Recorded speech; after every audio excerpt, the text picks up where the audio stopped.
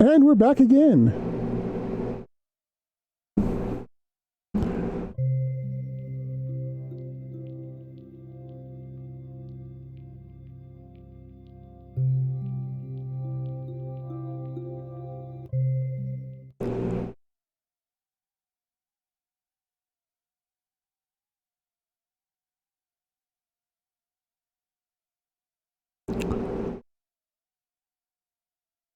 Hey. Yeah, I know, right? Oh. Damn it. Yes.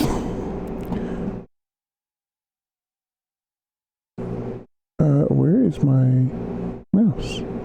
Oh, shit. Oh, there it is. Okay.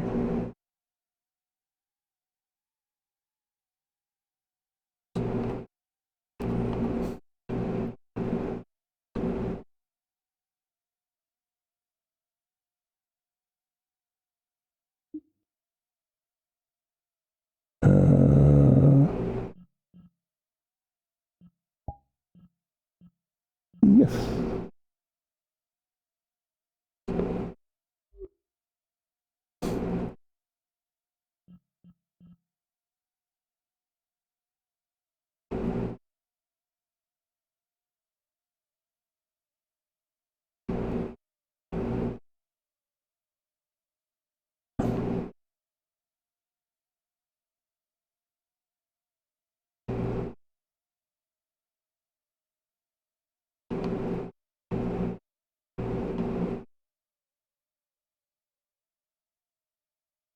Oh my god, everything went downhill so fast in like 2 seconds. Oh, I know, right?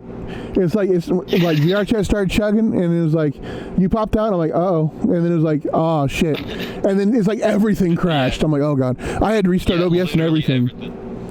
I had to restart OBS and everything. I was like, ah, shit. Damn. Yeah, that I have that happen every so often. It's like, oh, damn. I'm afraid I'm going to have to reinstall Windows and everything soon, and probably get new hard drives and stuff. I don't want to do it. I've been putting it off for too long, but yeah, I'm going to have to, I think, pretty soon, unfortunately. Oh, man. Yeah. Because that's going to take a while. Because it's like, not only am I going to have to, like, get a new, I'm going to have to order a new, like, probably an SSD for my boot drive. I'm going to have to order it, and then I'm going to have to install it, and then like reinstall the programs and everything, and it's just, oh god, I do not look forward to it. Last time I had to change anything, it took about 6 hours because last night I had a power supply I had to upgrade, and I got a 3060 with the 12 gig, and so I had to change the power supply and change the graphics card because my old power supply, it still works fine. It just didn't have enough plugs because I'm running. I've got a 1080, and then a 3060 Ti. No, not Ti. 3060 12 gig. They've got too many damn numbers. Damn, well. Yeah. So. It's like, you wouldn't think I'd run out of video memory, but it happens fairly often, unfortunately. I think there might be a memory leak in the VR chat.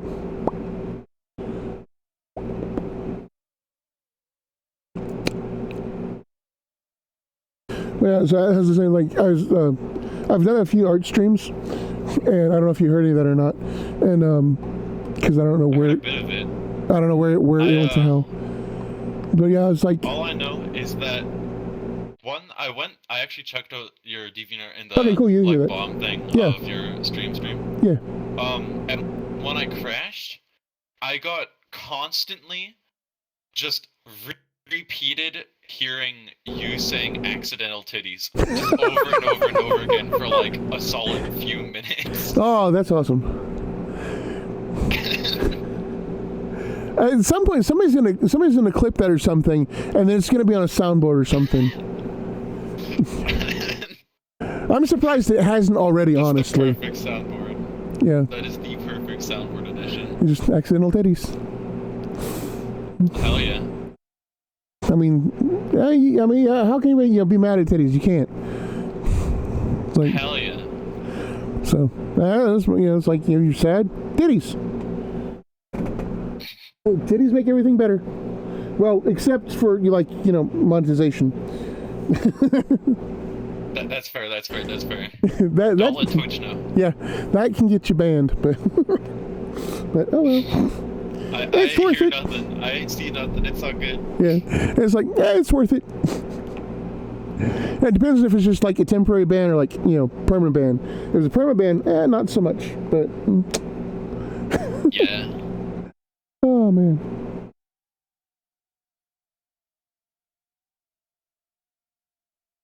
I would attempt to. I think my headset's charged. I would attempt to get on my headset, but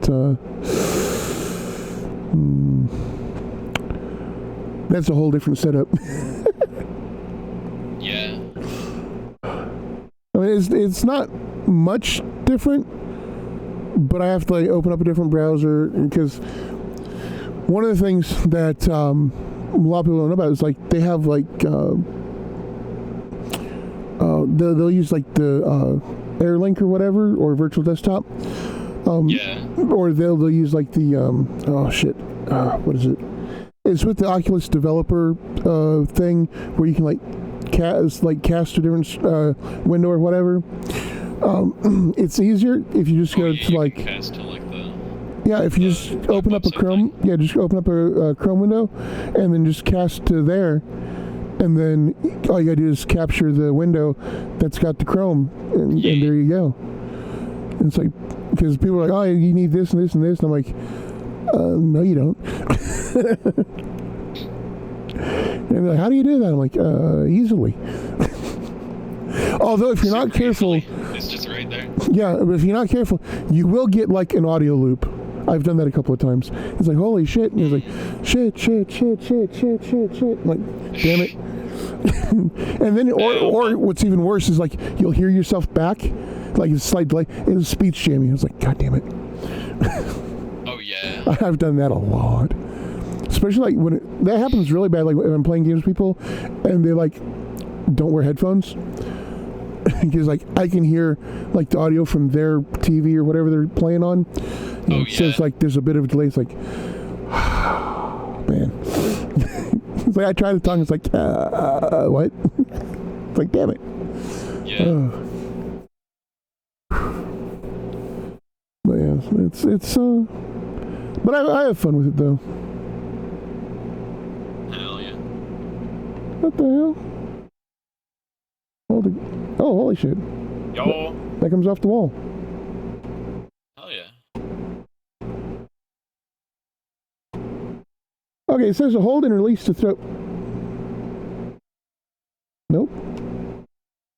I really miss the old VR chat lobby with like I remember there used to be like blasters that you could shoot that were super. Oh yeah.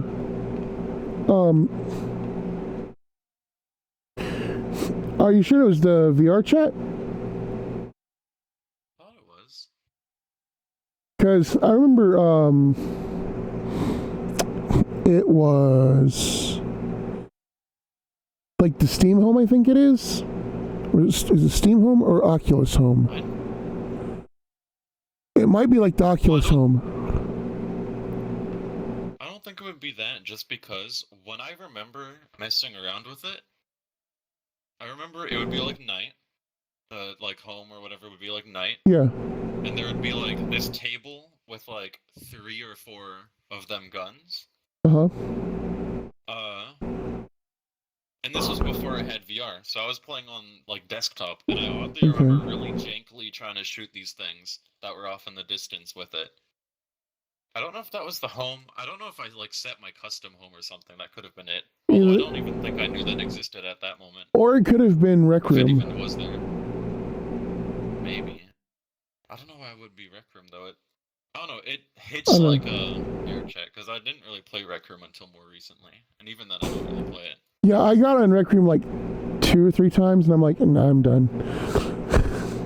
There's one thing I like about Rec Room though, is the climbing maps, because climbing maps are kind of fun. Really? Yeah. Yeah, As And was, then my friend sold his VR, and then he was like the main reason I played this climbing mask. yeah, that sucks. It was like people go and sell their stuff, and it's like, well, now what am I supposed to do? Yeah. So, Bro, he was one of my friends, hot dogs, ocean hand grenades, H3 VR. That multiplayer mod yeah, came out, and I showed him, and he really wanted to play that game with me if it had multiplayer, but for the longest time it didn't. right. And this was like a few days ago, and my friend messaged me and was like, "Oh, I'm playing H3 VR, H3 MP." I'm like, "There's multiplayer for H3," and he's like, "Yeah, you don't know?" I'm like, "What?" And I was in a call with my friend, and I was like flabbergasted in that call with like that friend that sold his VR headset. Yeah. And he was like, "Bro, what?" And I'm like, "Oh, hot dogs, horseshoes, and hand grenades VR mod, or not VR mod, the multiplayer mod." And he was like, "What?"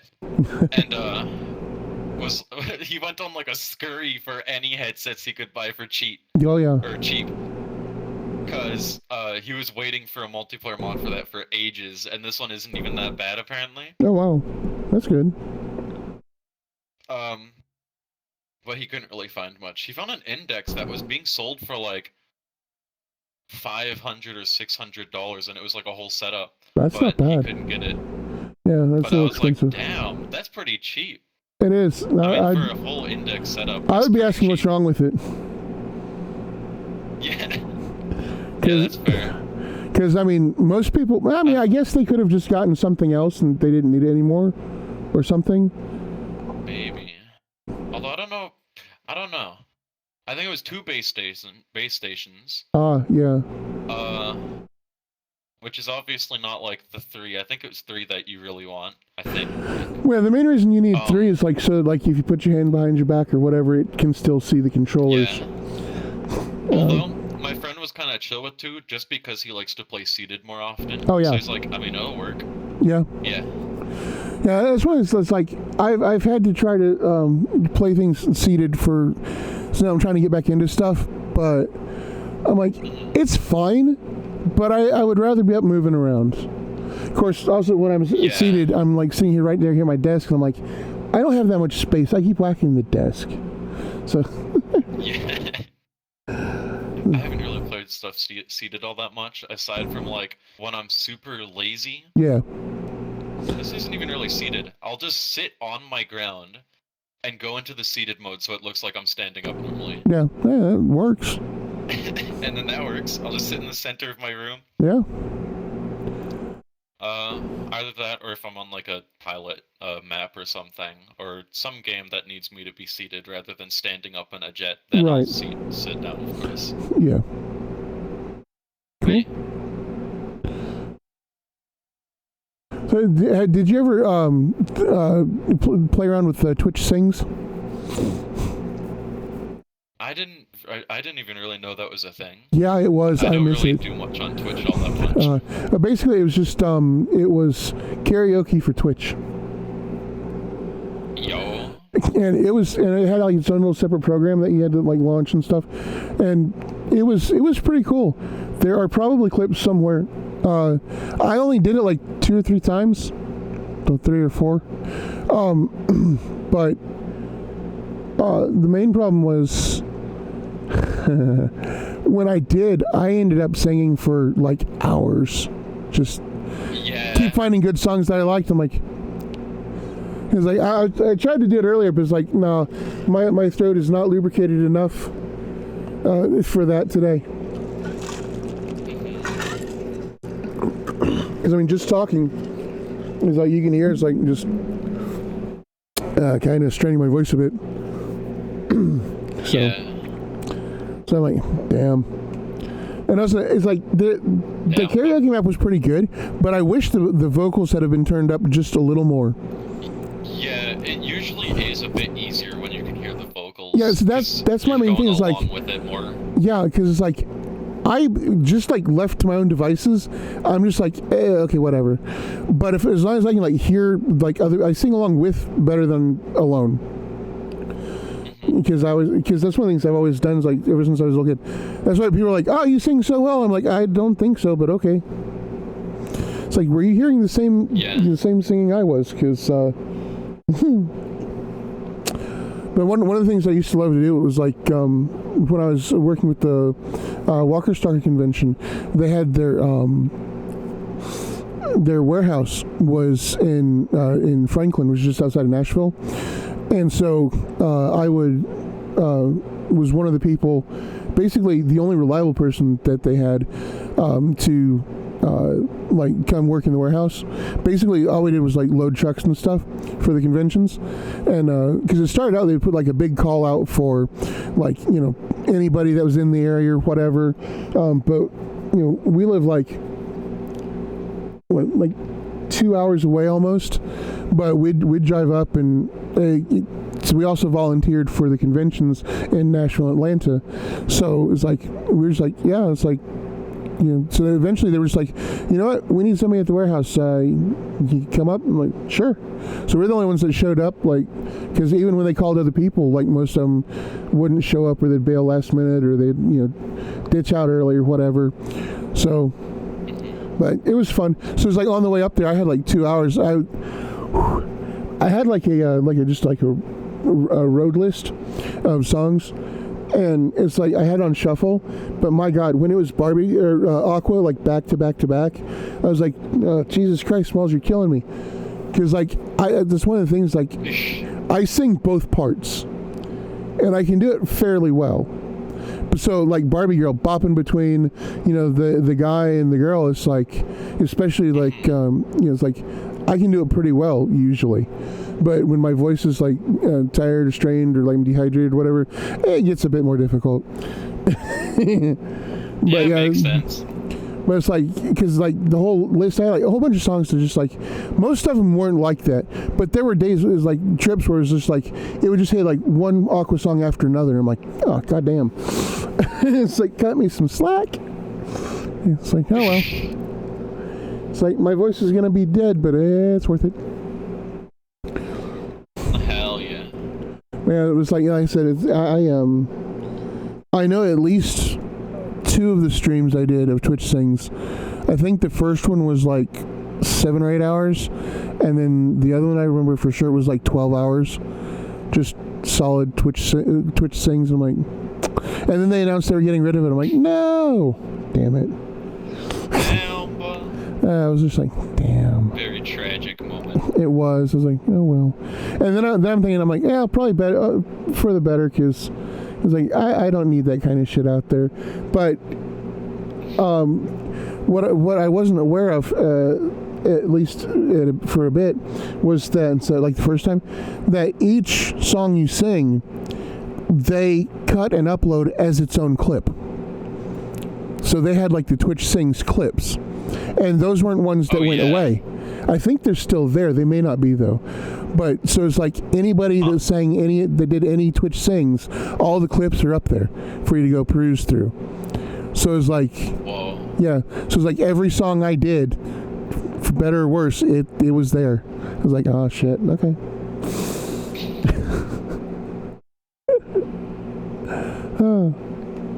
It's fun though. What can I say?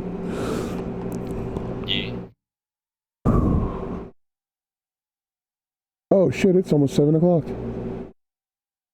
Damn, bruh. Oh yeah, oh well. And this is how you end up with a split sleep schedule. Hell yeah. And you stay up to like, 9, 10. 5 a.m. Ah.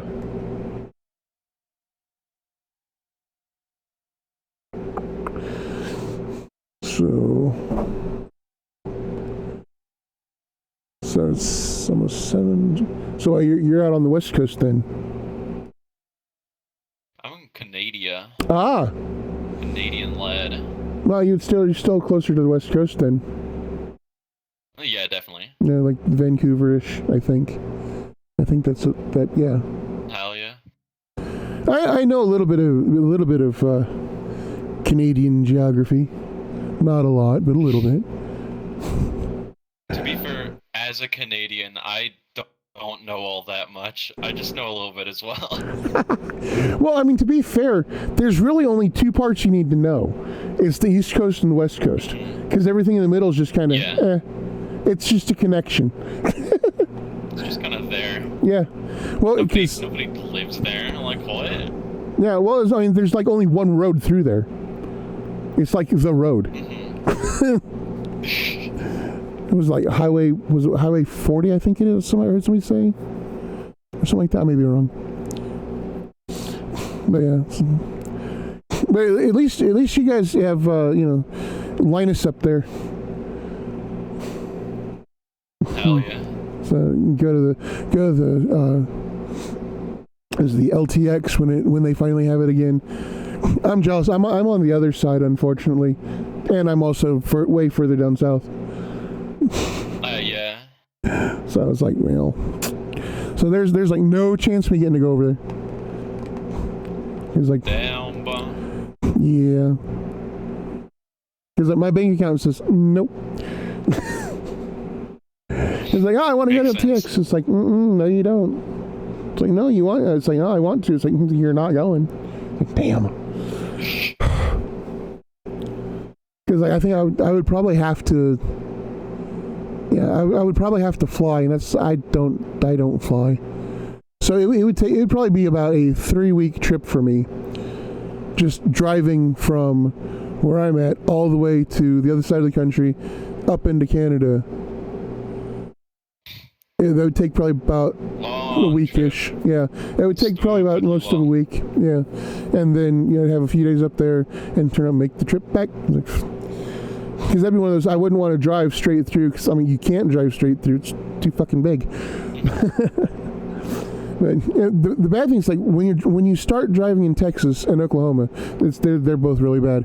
It's like you get into one of those states at like 3:00 in the morning. And by 3:00 in the morning the next day, you're still fucking there. It's like, goddamn. It's like, shrink your damn state, for shit's sake. It's like, I didn't want to spend 2 days driving through Texas. Like, especially if you drive through, like, it's like if you take I-40, which is like the northern route, you spend like 2 days in Oklahoma and a very brief time in Texas. You just kind of like cross through a little corner of it. But if you take like, was it I-90, I think it is, which goes the other route, you go through Texas, like the entire width of Texas. So you spend like the whole, and then you end up going through El Paso, and God help you if you're not, if the Border Patrol decides to look at you funny, because they will ask you questions. So you better hope you know the answers, because 1 year it's like we lived in Vegas, and I took a trip to Alabama to see my grandparents because my granddad's shed had got damaged in a storm, and so I was going to help him rebuild it. And so on the way out there, no problem, because I went through I-40, like through St. Louis and everything, and got here, no problems. On the way back, however, my grandmother decided she had a big suitcase full of books for my mom, and so she was like, okay, so we loaded up in the suitcase, taped the latches shut because the suitcase is old as hell, and the latches didn't like to latch properly all the time, so we taped them shut. And the bus on the way back, because I took a Greyhound, on the way back, we're going through El Paso. And I didn't think at the time, like, and keep in mind, one, I came to Alabama from Vegas, so I was like dark tan because I'm like part Native American, so I tan really well, really easily. And then again, summer outside, helped my granddad rebuild the shed, still dark tan. Go back through El Paso. Now, my travel outfit for this probably didn't help anything. I had a pair of cutoff jeans. They're about mid-thigh-ish, little, probably upper mid-thigh. They weren't super short, but they weren't really long either. Yeah. I'm trying to remember if I had the tank top on or if it was just like a red t-shirt. I can't remember. Either way, it was like either a red tank top or a red t-shirt. Don't remember which for sure. Either way. And then I had short hair. and my hair was black at the time because it's just been black until I started dyeing it. And a red bandana. Oh, and a fanny pack. Damn, but Yeah. So. oh, can't forget the fanny pack. Yeah, no, because I had all my like pens and stuff. Because I was gonna, try to pass the time and draw whatever, So we pull up, going into El Paso. They don't stop you going into El Paso. We just went right on in. So, all right, cool. We get to the other side though, and they're like they're pulled over in line. They're like, okay, we've got to. It's gonna take a few minutes here because the immigration's got to come on and check stuff out. I'm like, I'm sorry, what? And they're like, yeah, it's like there's ask questions. I'm like, okay. I mean, I didn't have anything to worry about because I had my Nevada ID and everything, and so I was like, all right, cool. So they get on, and deadass the guy turns, looks straight at me, and then he goes back to the back of the bus, starts asking people in the back of the bus, like questions or whatever. Gets to me because I was like right there, almost at the front. Sees a suitcase that's up on the shelf. And you're like, is that yours? I'm like, yeah. You're like, what's in it? I'm like, nothing, just books. Yeah, because I mean, it weighed like probably 70 pounds. And so they were like, why is it taped? I'm like, because the latches don't work properly. And I was like, it's books from my grandmother sending to my mom, and I get to carry them. And they're like, sure. They're like, so can we take a look? I'm like, I don't care as long as you tape the latches back. And they're like, okay. Yeah. And then like, okay, well, so we're not going to look. But so who's the president? I'm sorry, what? Yeah, who's the president? Where were you born? Where are you coming from? Where do you live? I'm like, well, I was born in Peoria, Illinois. I live in Las Vegas, Nevada. And I went to Alabama I'm coming from Alabama, where I helped my granddad rebuild his shed that got damaged in a storm. And they're like, mm-hmm. I'm like, seriously. And they're like, because I had no accent whatsoever. So I'm like, they're like, okay. Yeah, I guess you'll pass. I'm like, what the fuck does that mean? Just guess? Yeah. I'm like, motherfucker. It's like, it's not like I'm sitting there, fucking Cheech and Chong, born in East LA shit, It's like, hey, vato, what's happening? It's like, no, none of that. And like, que pasa? No. I don't speak. I know a few words. I understand a lot more than I speak. But it's one of those, I don't like to speak it because then that gives people the idea that I actually know any of it. Because, it's bad enough. I mean, I had people coming up to me in stores and stuff, like especially when I moved back to Alabama later, years later. They would come up to me and start speaking Mexican at me. And I'm like, I'm sorry, I don't speak Mexican. Or Spanish. I'm like, no habla español. They're like, sí, español. I'm like, no, I don't. I'm like, so it was just like, damn. But yeah, I got completely fingered by the, phrasing. They picked me out as being possibly an illegal, riding the Greyhound, and even like maybe possibly smuggling something, because I'm like, I mean, I guess it was my fault because I also had my glasses were they were like prescription sunglasses. So I mean, you get this dark looking dude, short black hair, red bandana, looks like you. I mean, apparently I passed for Mexican. So I'm like, shit, okay. Yeah, I mean, because it wasn't just like the one guy. Because there was like the one guy that was questioning me, but there were two other, like, I don't know if they were like police or what, but they had like the big fucking guns and handcuffs and shit, just fucking waiting. They're like, give us a reason, and they looked disappointed when he said, I guess you pass. I'm like, well, I should fucking hope so.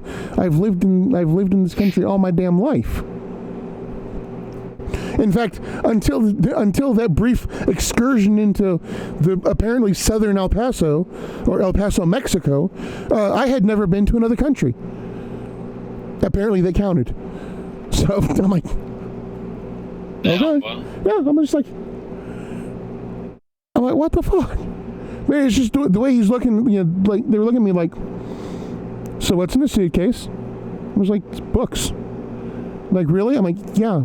They're like, why are you carrying a suitcase of books? I'm like, well, my grandmother wanted to ship some books to my mom, and they're heavy, so guess who gets to be a mule? And I'm like, phrasing? It's like, so they volunteered me to carry them. Because I realized as soon as I said it, they're going to be like, books, huh? What are the books filled with? Like, paper. Oh, yeah. Paper and ink. And glue. Yeah. Other than that, nothing.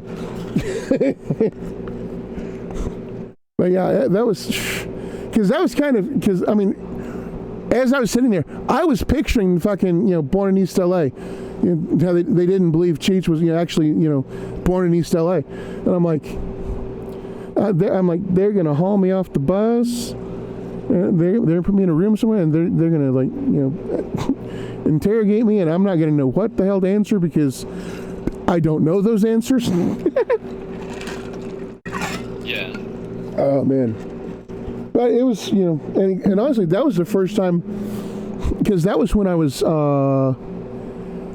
15, almost 16, I think. I think that was the summer. That was the summer that I had turned 16, or I would turn 16, because this was like in the first part of the summer, and my birthday is not until like September. So yeah, it was just like. So I'm sitting here like still 15-year-old kid, like alone on the damn bus, which it was fine. I didn't have any problems with it, but you get that situation. I'm like, huh.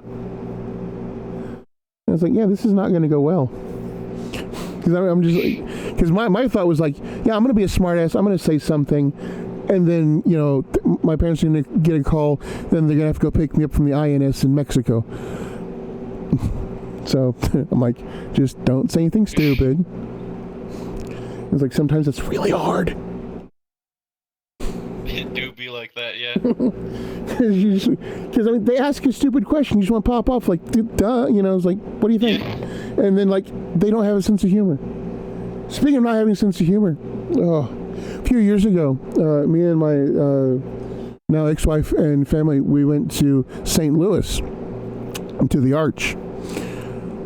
And it's like being a big like tech person, I have like a whole bunch of cameras and stuff. I have like a couple cameras, a whole bunch of accessories for my cameras and stuff, like SD cards, batteries, stuff like that. My wife thought it would be funny because she was like ahead, and I was in line with everybody else. I hung back with the kids, and she was up there and she's like, "Yeah, you want to keep an eye on that guy back there." And I'm like, what the hell? And they're like, yeah, and they were like, sir, we need you to take off your belt, your shoes, empty everything out of your pockets. We got to search your bag. I'm like, what the hell? And like, she said that we needed what? I'm like, and I looked down. They're at the foot of the damn ramp, laughing their asses off. Because I'm about to like be taken to a room to get strip searched. I'm like, just like that far from it. And I'm like, I'm glad you fucking think it's funny. So it's like they went through my entire, both the bags I was carrying, my, I had like a kind of utility belt that had camera stuff in it. Like, what's this for? What's that? Why you got this? Why? I'm like, why you got so many batteries? Why you got so many? I'm like, I take a lot of fucking pictures. I mean, so it's like, I get done, it's like, okay, fine, you can go. So I had to reload my bags back up. I had to put my belt back on, re-put my shoes on, and they're all down there at the bottom. I mean, this is taking like 15 minutes almost, at least. And they're all sitting there laughing their asses off, just waiting for me. And then they're like, come on, hurry up, we gotta go. I'm like, it's your motherfucking fault. I'm like, holy shit. It's like, if you hadn't tried to be funny. They could have came up and been like, yo, we didn't actually mean that, bruh. Oh, no, they did. As I was leaving, they're like, yeah, tell her, we don't have a sense of humor, that's not funny. Because I was like, oh, she thought it'd be funny, apparently. And they're like, that's not funny. We don't have a sense of humor. And like, no shit. So, yeah. because I had to empty all my pockets and everything, and I'm like, Jesus fucking Christ. And they're like, so much extra work. oh yeah, and they're like, you don't know how close you became to, having to go back in one of those little rooms. I'm like, thank you for not. I'm like, that, because usually when they go back to the little rooms, that involves hopefully some lube and a rubber glove. A rubber glove for sure. The lube is optional, like apparently from what I hear. And most of them opt for not. And I'm just like, I'm glad, because that would have really sucked. I was like, that's not something I'd look forward to. Yeah. I mean, it's like, you're gonna do some shit like that, you at least, you show me a good time first. Fuck. It was like dinner, drinks, lots of drinks, because that'd have to be pretty. I was gonna say. Lots quite of a bit, probably. Yeah, lots of alcohol needed for that, especially to the degree they were prepared. I'm like, no. Yeah, it's been interesting. Yeah. There's so many things like just I've done. Just it is very interesting things. Look back on it, it's like, holy shit, I did that.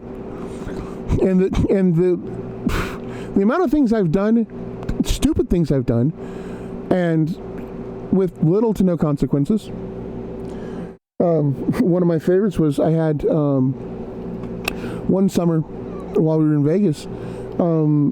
I bought, it was the frame for I think it was like a 20-speed bike. It was like a mountain bike frame, because it had four gears on the front. So I had to buy new rims and tires and stuff because the back one was missing. And so I went to this one bike shop, and I got one. It was meant for,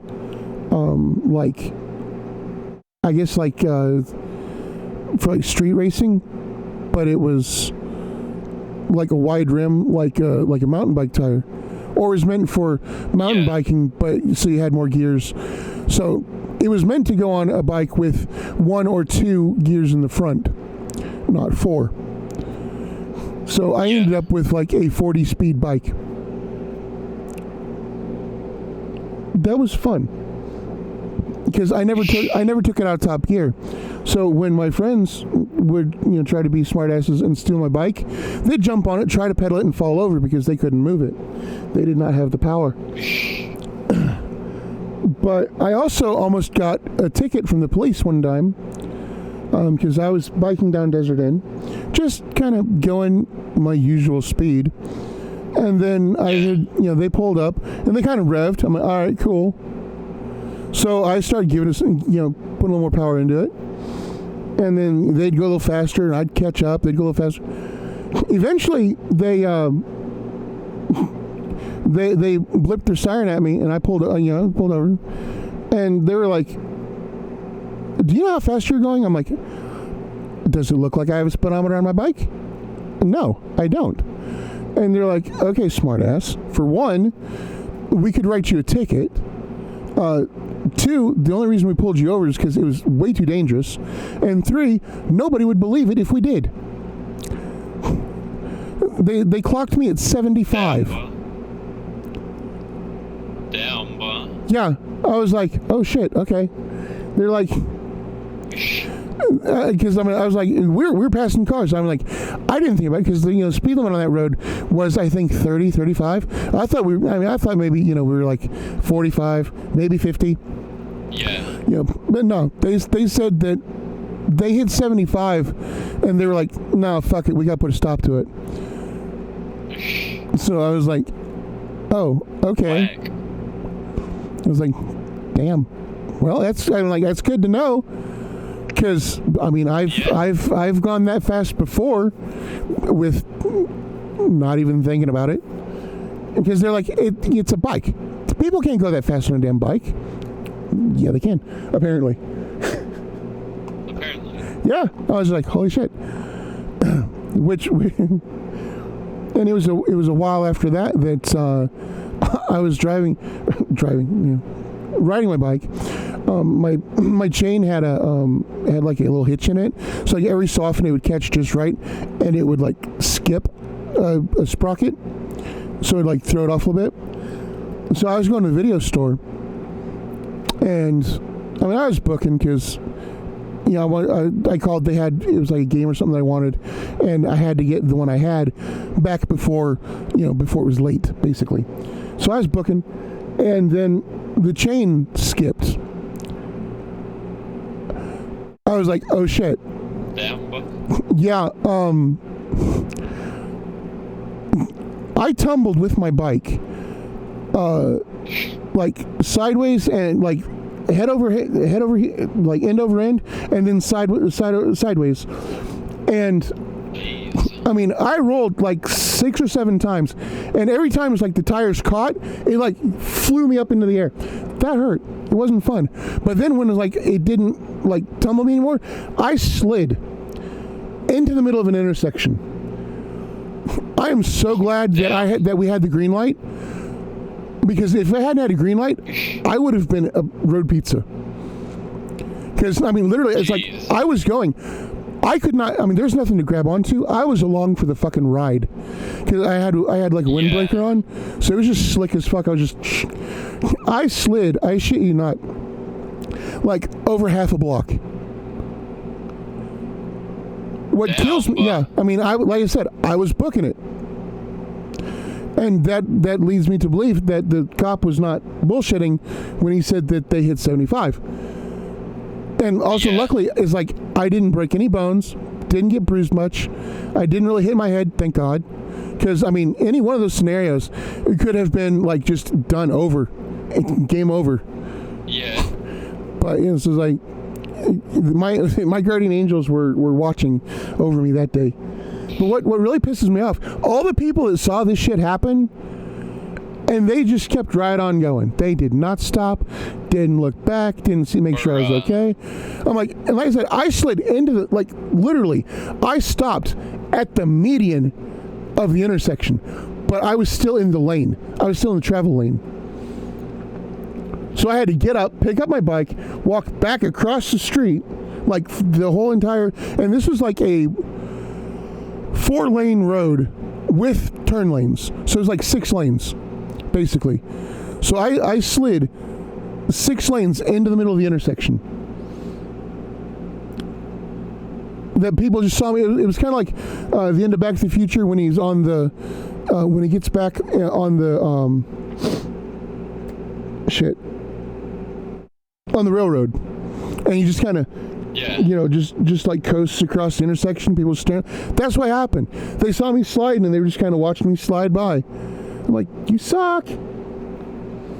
But yeah, I think that was probably the closest to something bad happening that I've caused myself.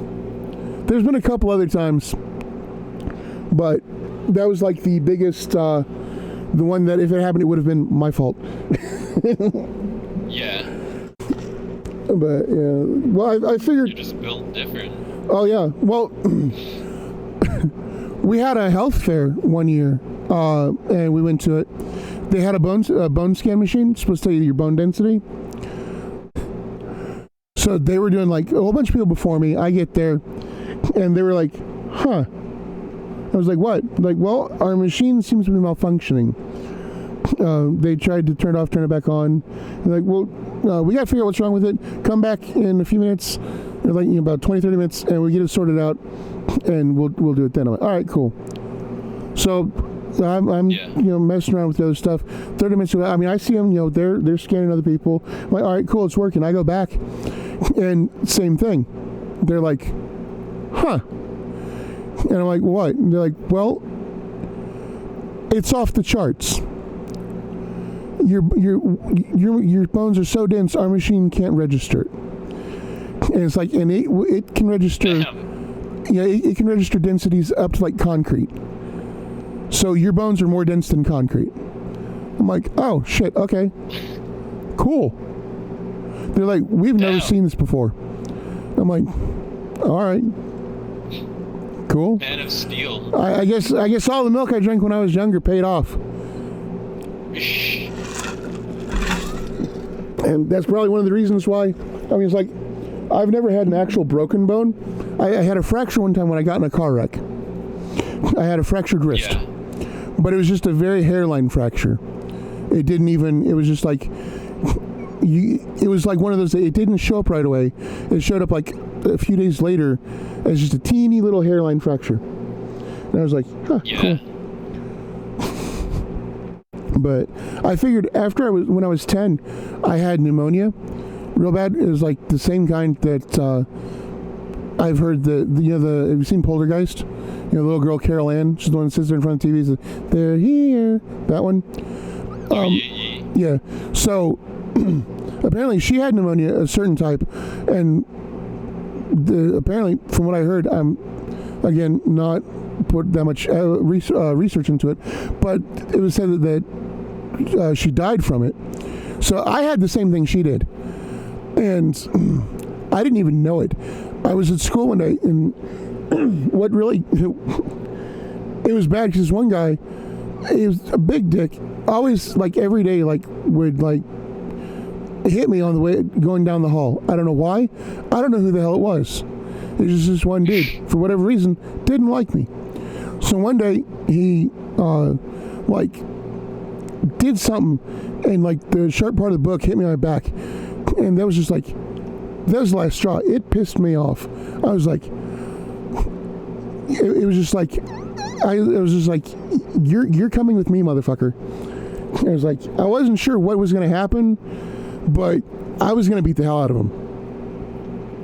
And I'm not normally like a violent person or anything, but when, you know, you can only put up with so much.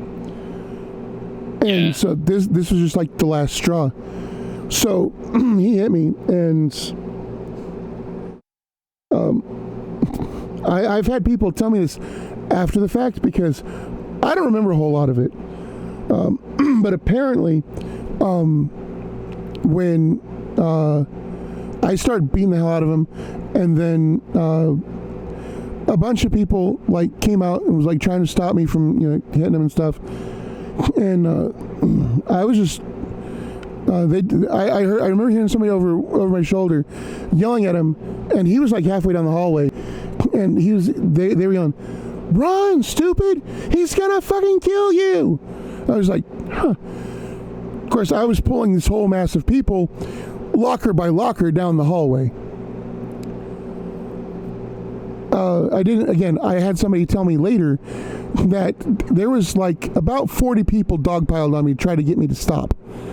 And the only thing that stopped me, and this is like students and teachers, like just everybody was like dogpile. And the only thing that stopped me was there were the classrooms that had like the two doors side by side, because like, you know, they share a wall, so like their doors are like side by side, so it's like a double door width. Yeah.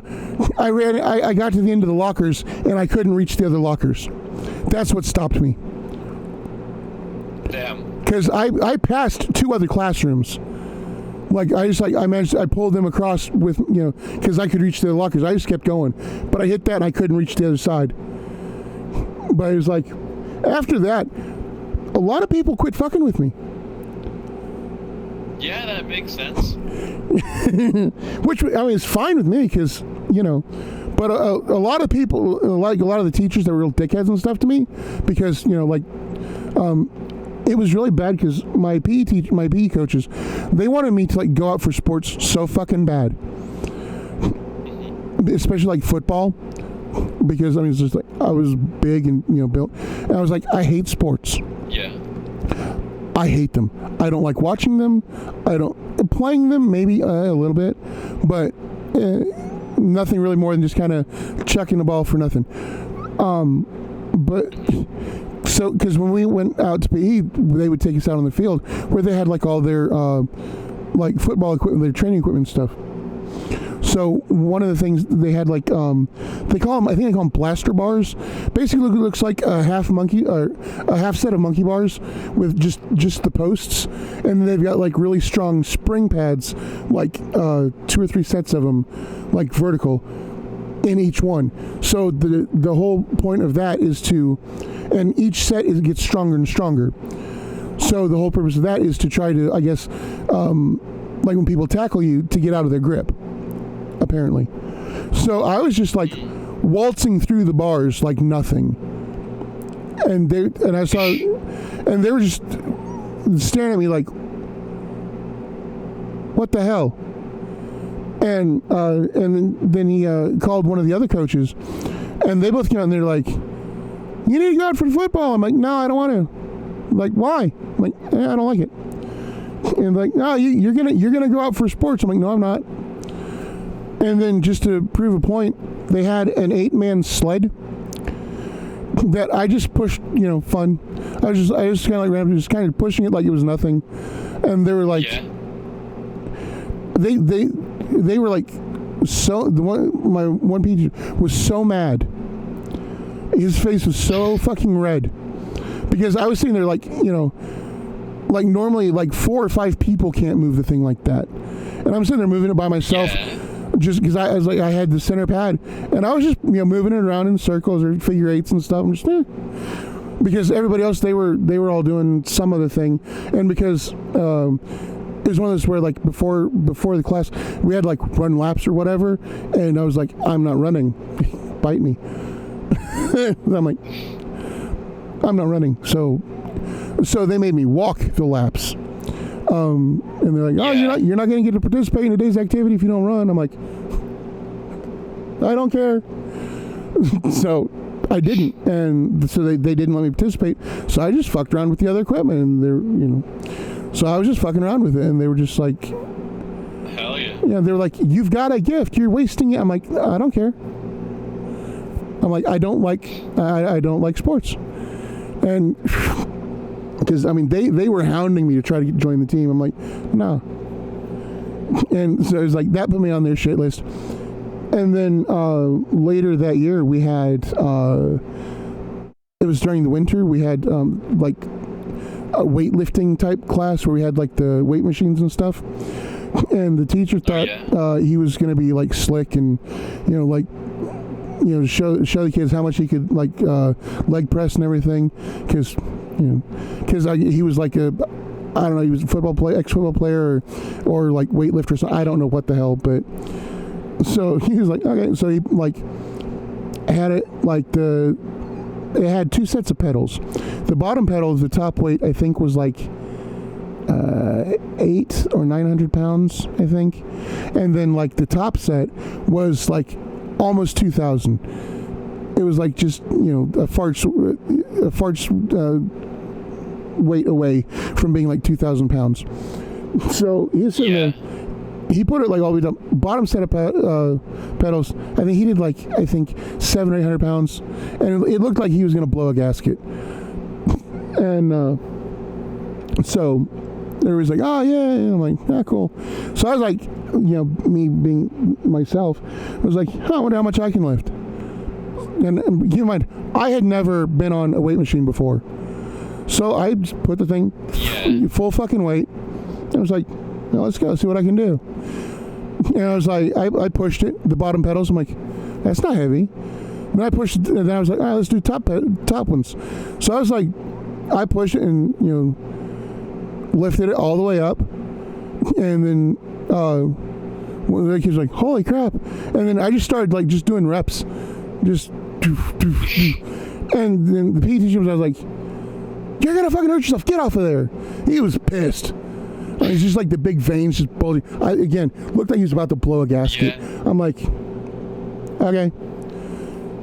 Because he was just like, because he was sitting there struggling, could barely do like 600-700, and I'm sitting there almost 2,000 like it's nothing, just boom, boom, boom. And they're like, you got to go out for sports. Absolutely flabbergasted. Oh yeah, and so he was like, get off the damn weights. I'm like, all right, fine. So then I went over to the they had like the sit-up bench, and there it was like inclined. So it's like I said, again, a high incline because nobody else did, and I was just wondering if I could do it. And I was just sitting there, like almost vertical, and just sitting there busting out sit-ups, and again, he looked over and he's like, "That's too high. You're gonna hurt yourself. Get off there." I'm like, all right, fine. But I was just like, and it's one. They were hounding me like, "You gotta go out for sports." And they're like, "Well, if you go out for sports, we'll leave you alone in class." I'm like, I don't care. It's like, it's not worth it. It's like, I don't. It's like the amount of less I could care is none.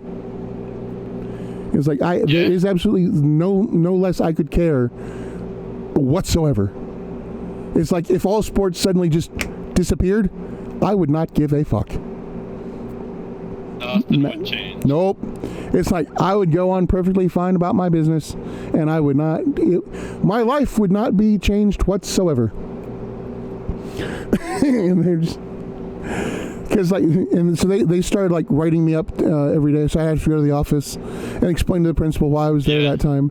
Because the other thing is like, I didn't like to change clothes for PE because I thought it was weird as fuck. I'm like, if I can wear the clothes, it's like if I'm not wearing restrictive clothes, I can still move in them like I could if I was wearing sweatpants or whatever. Why do I need to change? I'm like, I'm not going to change. I'm sure as fuck not going to take a shower. I'm like, no, that's weird. One, it's like, I don't like these other people. And it's like, because most of the guys, they're assholes anyway. I'm like, no. It's like, I'm not going to give people another reason to make fun of me, or a potential reason for people to make fun of me. I'm like, nah, hell no, fuck that shit. I'm like, bad. It's bad enough I had to go down there and wait with everybody while everybody else changed. I'm like, but it was like one of those, like, they were like, no, you can't wear jeans. You're not as flexible. I'm like, I do fucking splits. I'm like, seems like I'm pretty fucking flexible to me. So I was on a shit list with a lot of my, especially PE teachers, because they were like, they were over the sports and stuff. But it was up to a point I kind of enjoyed it, honestly, because they couldn't make me. It's like they can tell me to all they want, and I'm not going to do it. They tried to. Like I said, they kept sending me to the principal, so I'd get like either detention or suspended or something, unless I went out for sports. And I'm like, joke's on you. If I get suspended, I don't have to be here at all. So, and detention, it's like you honestly gonna think I'm gonna stay for a detention? You need to lay off what you're smoking. Or you need to take some drugs to calm your illusions there, because it ain't happening. But yeah, it was. Yeah.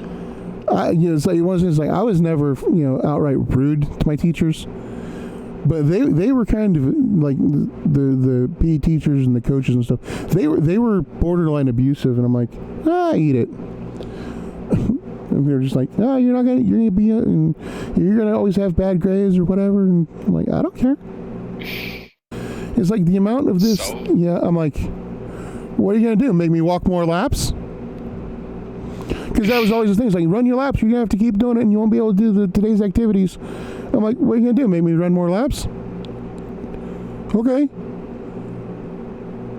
It's like, good, because then I don't have to worry about whose team am I gonna have to be put on because they don't want to pick me. I'm like, you're doing me a favor there, bud. Hell yeah. I'm like, it's like, oh no, please, not today's activities. Oh my God. Oh no. Whatever will I do if I don't get to participate? Oh damn. Big fucking eye roll. Worst. I know, it's like, oh damn. Oh, you mean I don't get to play soccer with everybody today? Oh. Oh no. Not the soccer. Anything but the soccer. It's like the only thing I did ever actually kind of like to play was like dodgeball. I was never really good at it, but I got to be fairly honest, I always took that time to peg the teachers in the face. It's like, oh damn, I'm sorry, it slipped. And that made them really pissed off too, because they realized how hard I could throw. Like, you need to go for baseball. Yeah. Fuck baseball. So just one of those, like, I was like, naturally, given the certain talents, I guess, that would be like, would, allow me to go far if I chose to, and I chose to not. And they were worse than fucking drug dealers, man. Because drug dealers like, come on, try, and you're like, we got you hooked, you got to, and it's like, they're like, come on, try, you'll like it, you'll like it when you start playing. I'm like, no, I won't. It's like, I've played it before, I really don't like it. He's like, come on, I'm like, no. It's like, do you see me, tripping over myself to play this shit in class? No, you do not. I'm just like, sorry about you. It's like, figure it out, bud. It's like, take a hike, you hoser.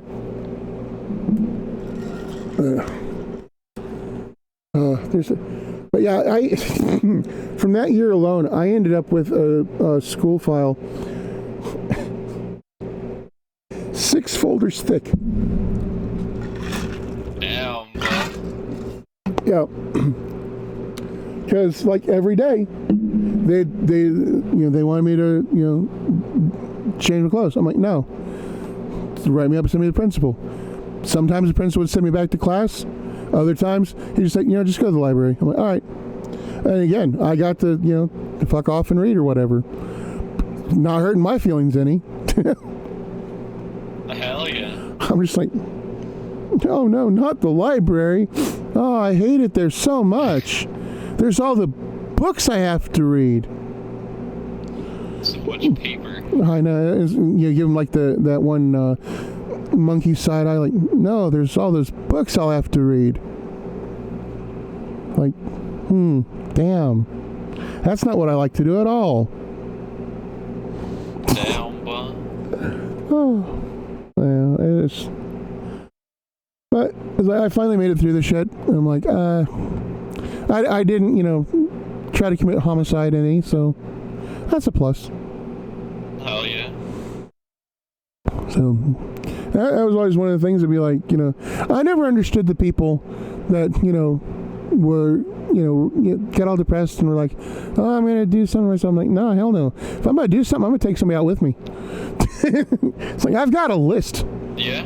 It's like, no, it's like, you can try it, but, because that's always like, it was like my, like, top list. I'm like, I want somebody just to try something. Like, it's like, because, now keep in mind, it's like when I was in school, it's like I usually wore my coat because, well, one, in Illinois in winter, it's usually cold as fuck outside. However, I also kind of am the more like Mr. Freeze. I enjoy the cold. On the flip side, I also enjoy the warm. So it's like I'm very contrary. But like when I would go to school, like in, like second and third grade, as soon as I got outside the house, I would take my coat off, and like, cause I would have like, long johns, pants, like up pairs of socks, and I have like a t-shirt, a button-up shirt, like and a thermal shirt somewhere in there, and then the coat. I'm like, it's too damn much. I'm like, it's too fucking hot to be walking, it's like to school. I mean, yeah, there was snow up to my nuts, but it was too hot. It was like, it was like Scrat and Ice Age, by the time you get to school, your ice cubes, but hey, it was really funny because one time I forgot to put my coat on when I got within sight of the school, or too close to school, and the teachers called my parents because I wasn't wearing it when I went inside, and they're like, oh my god, he wasn't wearing a coat. And so they were like, god damn it, we'll take care of it. And they're like, what the fuck, like, you have to wear a coat? I'm like, it's too hot. I got hot and sweaty. And they're like, and it was like, because I mean, that's like the worst thing you can do in the cold is to get sweaty. And so I'm like, I had to take it off because I was too hot. And they're like, okay, fine, but at least wear it when you walk out the door here, and put it on before you can see the school, so at least we can say you left the house with it on and you showed up with it on. what you do in between here and there, whatever. It's like, you'll freeze your ass off, but that's on you. If you're not, it's like, if you don't have enough sense to wear a coat in the cold, whatever. Just, we don't want them calling us again. Like, okay, fine. So, and that's fair, I guess. I mean, it's kind of strange. Because the thing is, like, they would tell me every day, put your coat on, wear it all the way to school. I'm like, okay. Yeah. And then as soon as I got outside of the house, it came off because it was too damn hot. I was like, I could literally be walking down the sidewalk and look like fucking, like Ghost Rider, just like all the steam and shit coming off of me. It looked like, instead of flames, it's just steam. It's like when somebody pours water on Ghost Rider. You just, and just like, I've always been hot. So I was like, damn. Yeah. But it was just, like I said, the amount of stuff I did, and just it's a wonder that I didn't have something seriously wrong with me. I mean, that might be why I did all the things. I might have something seriously wrong with me, and that's just a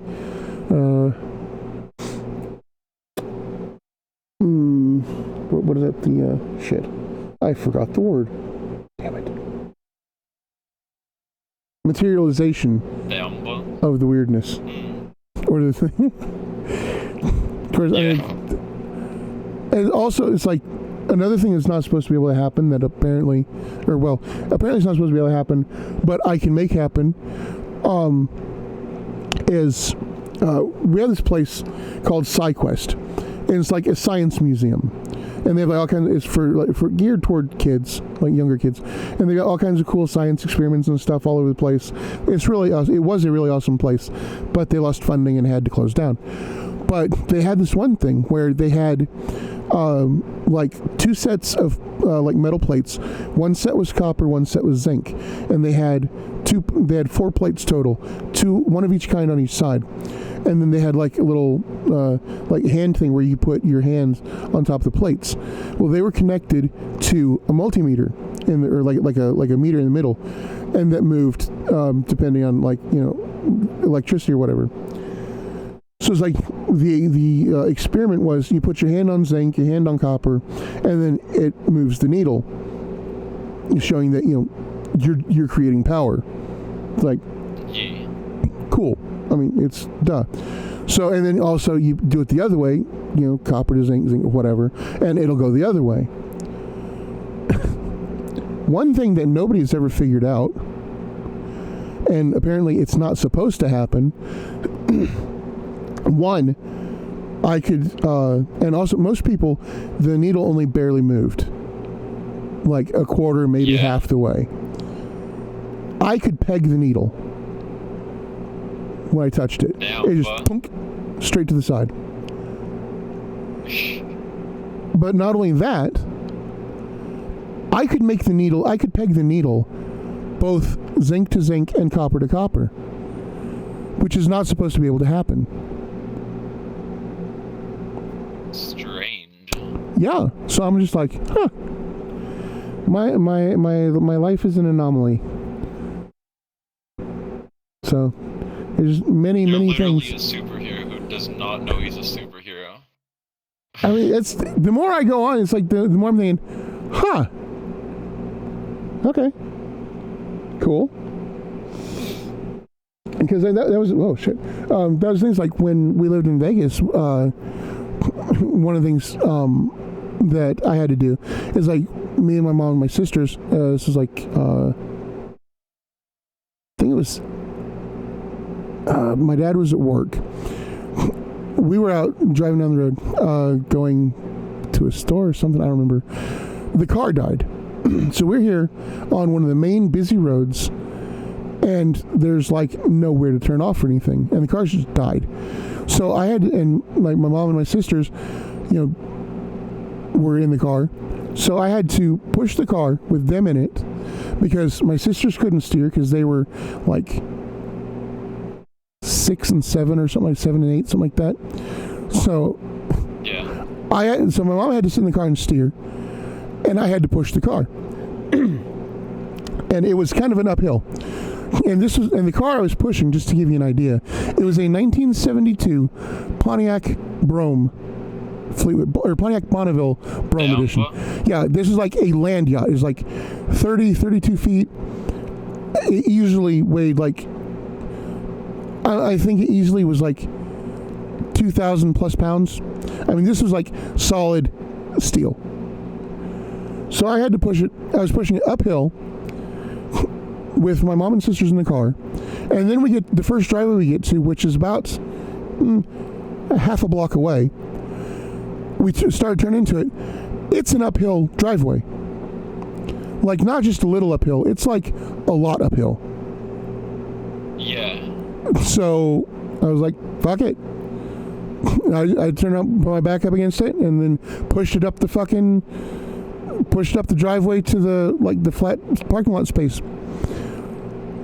And it was just like, cool. I was like, wow, that was tiring a little bit. But it was like, it was like the fact that I pushed the car along with 3 people in it, not only, kind of up a hill street a little bit, but way up a hill driveway. I used to do shit like that for fun. That was like just seeing exactly what I could do, just for shits and giggles. Like, one of the things I used to do would be, there's one place that was like under construction, so they had like a bunch of cinder blocks laying around. So I would go and like, put my arms through some of them, just see how many I could carry. And I carried 4 on each arm. And I was like, and I could like, like I could even like flap with them and stuff, and like just like hold them up. And it was just like, And again, I found out later that those were like 25 to 45 pound blocks. I was like, oh, well, shit. Cool. So I'm like, so that means at the low end, I had 100 pounds on each arm, like it was nothing. On the high end, it was 180 pounds per arm. Again, like it was not a lot. I was like, Yeah, it's like, I'm like looking back on things, I'm like, one, that was kind of dumb I did that, but 2, it's like, holy shit, I did that. But it's like, I regularly did shit, just, can I do that? Yeah, I guess. Just for the sake of doing it? Mm-hmm. Yeah. Or somebody said, you can't do that. I'm like, yeah, watch me. It's like I might be able to do that, but let's see what I can do. And there we go. Yeah, but when I lived up in Champaign, we had this hill that was made when they dug the pool. So they just dumped all the dirt into a big hill, and people have been sledding on it for years. So me and my friends would take our bikes up there and ride down the side. And the hill had, it's like got 4 sides, but one side was like the trail to walk up it, and so that left 3 sides to go down. Well, one side was like a nice, basically that was the side that the trucks backed up onto to dump the new dirt. The other side was like the slightly steeper side that was just kind of like the extra runoff. And the back side basically was way more vertical than either of the other 2 sides. And going down that was not the brightest move, because not only did it go a lot more down, like about 15, 20 feet behind where the hill stopped was a power substation with a chain link fence. So if you didn't stop in time, you hit the fence. Damn. Yeah. I only hit the fence a couple of times. Most of the time I stopped. Just a few. Yeah, a couple. Like 2 or 3 maybe. But consider how many times I went down it, that's, not bad. Of course, the thing about going down the medium side, let's call it, was that it had ruts in it. Like from where, like when it rained, the water would just like make ruts in it. Oh yeah. Yeah, so that was actually more dangerous than the backside, because if you caught a rut, you go flying. And I say that from experience. Yeah. I went flying a couple of times. Not far, but I did go flying. gravity, Yeah. the rude bitch that it is, decided, hey, you shouldn't be there. And then, physics were like, hey, we agree. And I went back to the ground. Like I said, all the shit that I did that was, looking back on it, probably pretty fucking stupid. And I never, got severely injured. I mean, it's like most of my friends broke bones, all kinds of stuff. I was fine. Of course, I'll tell you, it didn't help trying to learn to swim. That's one thing I've never been able to do very well, because as I found out, my bones have apparently been always dense. That it's like I kind of more sink than I do float. Oh, yeah? Yeah, so, yeah, I took swimming lessons when I was like 6 or 7, 5 or 6, yeah, somewhere in there, same time frame. And it's like I couldn't really swim that great because, again, I would sink more than I would float. Even like on the back, like when everybody's supposed to be able to float, like you lay on your back and relax, you're supposed to be able to float. Yeah, not so much. That doesn't work quite the same for me as it does everybody else. It's like the top part of me can float a little bit, but my feet are what pull me under. It's like my feet and my legs, straight under. So it's like, damn. So I got where I can kind of swim a little bit, but I prefer staying in the, like, as long as it doesn't go too far over my head, I'm fine. But it's like if I get down where it's like 10, 12 feet deep or so, I'm like, that's a little too deep. As long as I can hit the bottom and like bounce back up, I'm fine. But when it gets to where like you don't quite hit the bottom and you can't quite go anywhere from there, you're like, shit, mistakes have been made. Yeah. But yeah, so I just realized I spent like the last, I don't know how long, just talking about all the kinds of stupid shit I got into. What kind of shit have you got into? It's been a vibe. Not much, at least off the top of the head. I don't really know. Or at least for legal reasons. Damn, yeah. So somebody was like, no, for legal reasons, nah, not much.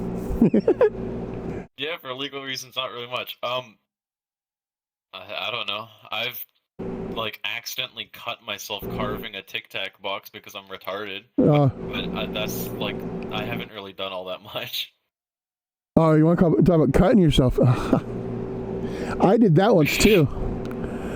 Damn. Yeah, I used to keep my knives like razor fucking sharp. So like one day I was like 12 or 13.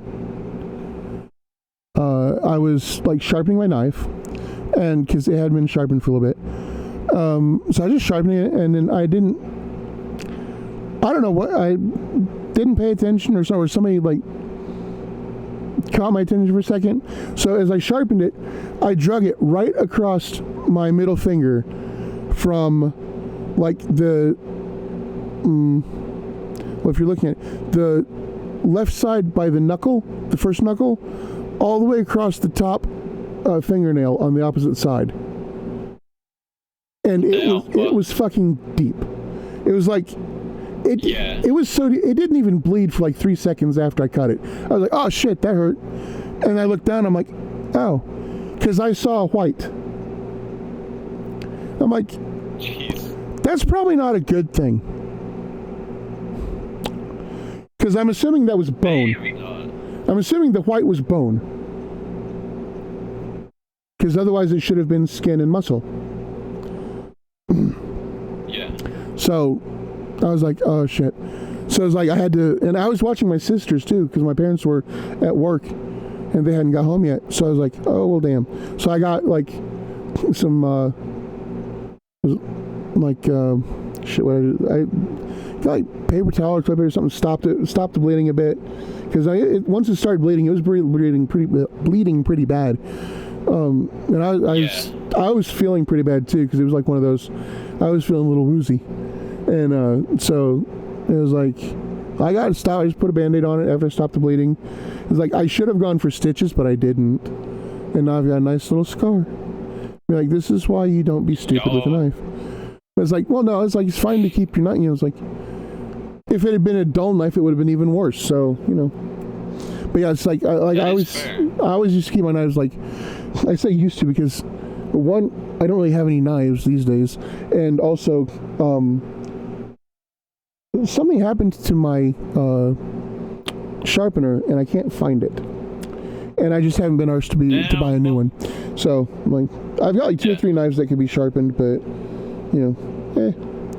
it's like they're still sharp enough, because again, last time I sharpened them, they were like razor sharp. So they work as knives. Yeah, I mean they still cut things fairly easily. It's just it would be nice to be able to resharpen them, but again, it's like makes sense. But yeah, so it's just like, because again, it's one of those things. Is like, it's like when I was little, my granddad always told me, like, you take care of your tools. It's like you keep them sharp, whatever, all that stuff, and then they'll last you a long time. And so I was like, he taught me a lot of good things.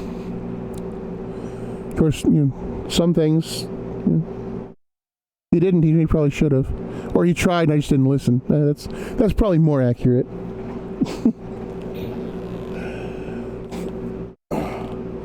Yeah, good God. Just the amount of shit I've gotten into. I'm just like, because like I've done a lot of stuff that the legality may be questionable. Well, let's say the legality is probably most definitely questionable, but because it's like what people don't know won't hurt them. And this is all when I was younger too, so it wouldn't really matter. I mean, it was like, well, I was younger, so, Man, oh shit! My friend decided when he was gonna make like a little fire beside the house, and he had an aerosol can. And so he decided we were just gonna burn like a bike inner tube or something. It's like, all right, whatever.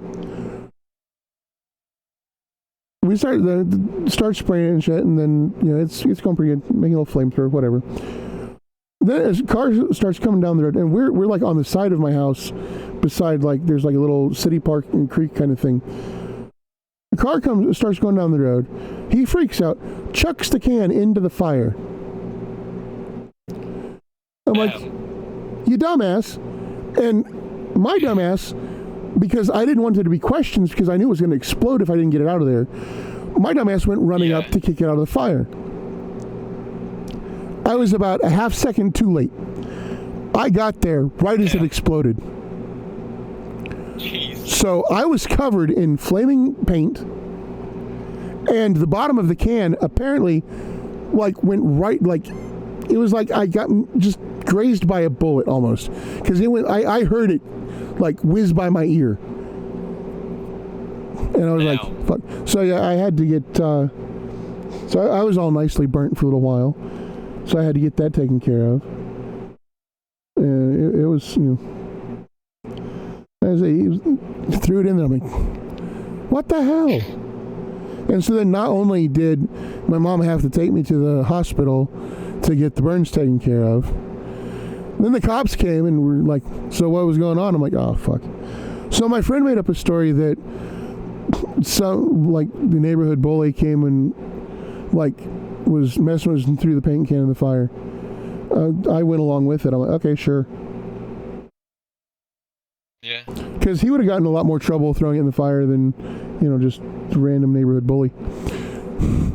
Yeah. But I don't think they bought the story, because they were like, "Are you sure? Is that really what you're trying to tell us? That some kid came up and took the can from you and chucked it in the fire and then ran off?" I'm like, that's what I'm telling you. Like, all right, we guess we have to believe you because there's no proof otherwise. I'm like, all right, cool. But I'm pretty sure I got put on a list after that, though. like anytime someone went around there, they were like, "Was it them?" No, okay, yeah, that's good then. But yeah, I was freaking out, because I'm sitting there in the hospital. It's like, there's like, the skin just like flayed off by the fire. It hurt like a motherfucker. And the cops are sitting there asking me questions, stupid questions. I'm like, It was like, do you honestly think I'm gonna tell you that it was his fault that it exploded on us? Because I mean, not only was it like that, but they were gonna charge us with arson and some shit. And we were gonna catch like charges and shit. And I'm like, oh no, yeah. I'm just like, no. And I'm like, what, 10, 11 maybe? I'm like, I'm not gonna have a fucking arson charge at 10 or 11. Not especially because my friend's the one that started the goddamn fire. Dipshit. We did dumb shit all the time. Like we lived by a creek. They had like a really big culvert under it, like it was huge. And when it didn't rain a lot, the creek went through there. It was kind of narrowish, so there was a nice big sandbar. So we'd go and play down there all the time. So it was like we did everything from like build up the sand into like a little volcano thing, and then chuck matches into it filled with gas. We filled it with gas and then chucked matches into it to watch it just kind of. We did everything from that to like M80s. Like we'd bury an M80 and then like leave a little trail, like draw a little trail in the sand and pour gas in it, and then light that and run. Blow a big hole in the sandbar. I mean, we talked about doing that. We didn't actually do that for legal reasons. Yes. Yeah, for legal reasons, this is a joke. We did not actually do it. We talked about it. We didn't. But yeah, my friend liked also to. My friend was a criminal, honestly. Because like after we moved out of the house, because I lived right next door to him. After we moved out, a couple girls moved in, and one they liked to sunbathe out in the backyard, so that was cool. But also apparently, well, one, I'm really good with animals anyway, but they had a German Shepherd that it was a sweet dog to me. It did not really like my friend very much. So one time, my friend, for legal reasons, this is just a story, decided to, well, knowing that I lived there and knowing the tricks that I knew, to get into the house when it's all locked up and everything, went back to the back window, which was only about 3-ish feet off the ground in the middle room, decided to see if the window still opened. And then he opened the window, the dog came like charging at his face. I laughed my ass off because he about shit himself. And then I walked up, and then the dog immediately quit barking and was just sniffing at me and just started licking me. He's like, because like I said, we lived there before, and that was what had been my room. So apparently my scent was still there, and the dog recognized, like, oh, okay, cool, come on in, welcome home. So there may have been a few times we raided their fridge just to see what was in it. Totally didn't take their car keys and get a copy made and drive it back and forth in the garage about 3 feet each way. IROC C28. No, totally didn't do that at all. I didn't do that. My friend may or may not have. Gotta emphasize that. Yes. I did not. But yeah, so yeah, they were fine too. So I felt bad about it because they were nice, and they were nice.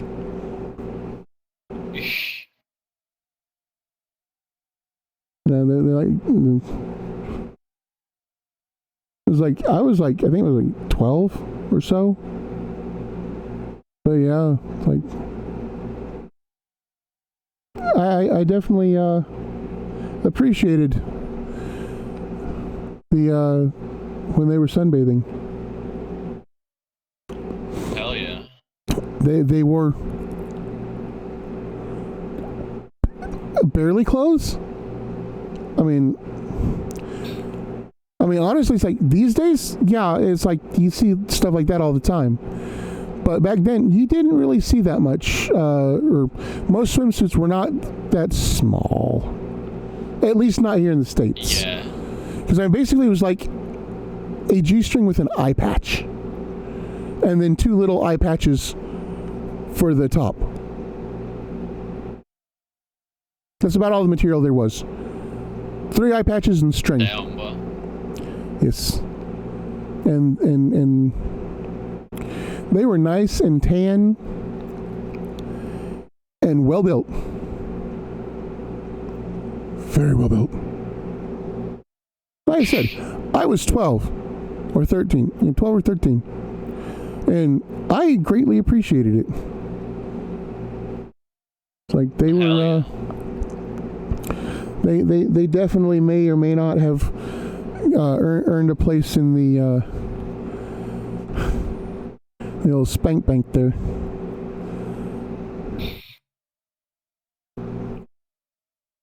But yeah, they were tall, blonde, built nice. And it's like that's the thing. It's like I still remember how they looked, and we pulled some bullshit a couple times, like just for whatever reason, just like knocking on the door and seeing if they were home. It's like they answered, we just like made some bullshit excuse. Looking for the cat, his cat or whatever. They got out of the house. I don't know, some shit, and yeah. Like I said, I felt really bad about my friend living right beside them because he was a douche.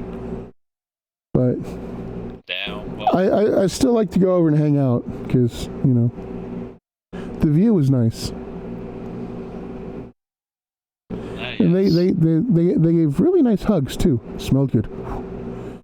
So in the summer, that's part of the reason why every summer, it's like I like, because there's the one thing that brings me back to back then all the time, Hawaiian Tropic suntan lotion. Hell yeah. Because that's like most of the people, that's what they use at the pool. And it's like, that's like, just like happy times. And then they also use Hawaiian Tropic to get nice and golden outside. Like I said, they were nice. And they gave really good hugs too. That's why I felt bad. Of course, it's like, one time what happened was I wasn't paying attention and I turned around. They were right behind me. I didn't realize they were right behind me. Damn. Face first into the tits, motorboating, just, and then I was startled and I'm about to fall backwards because I'm about to bounce back. I reached up to grab a hold. I grabbed their ass. Oh Lord. Yeah. I was like, holy shit. I was like, oh my God, I'm so sorry. And he's like, oh my God, are you okay? I'm like, yeah, I'm great now. It was like, I wasn't feeling great before, but I'm good now.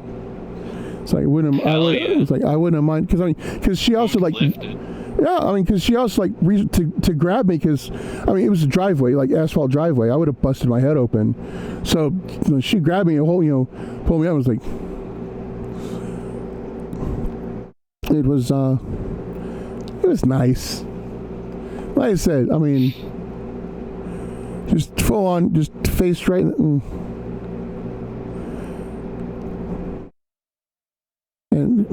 just a whole, and it's like, you're panicking, panic grabbing, falling, and it's first thing, I grabbed the cheek just right in the center, just palmed the entire cheek. like I was rock climbing, fingers in places. I'm like, maximum grit. oh yeah, and she was like, hey, I'm like, I'm sorry. And she's like, no, it's fine. I'm sorry. Are you okay? I'm like, because she yelled a little bit. Yeah. Oh, somebody else followed. Sweet. Yo. Arkman, welcome. Hope you're enjoying the stream. Story time. Story time edition. Perfect time. Yeah, I know, right? Yeah, so I was just like, that was one of those, I was just like, and like I said, I felt bad for the shit that my friend did, but, you know, I copped the feel he didn't get to, so, you know, I mean, I got like, you know, I mean, just like full on, so like looking back on it, I'm like, there's no way that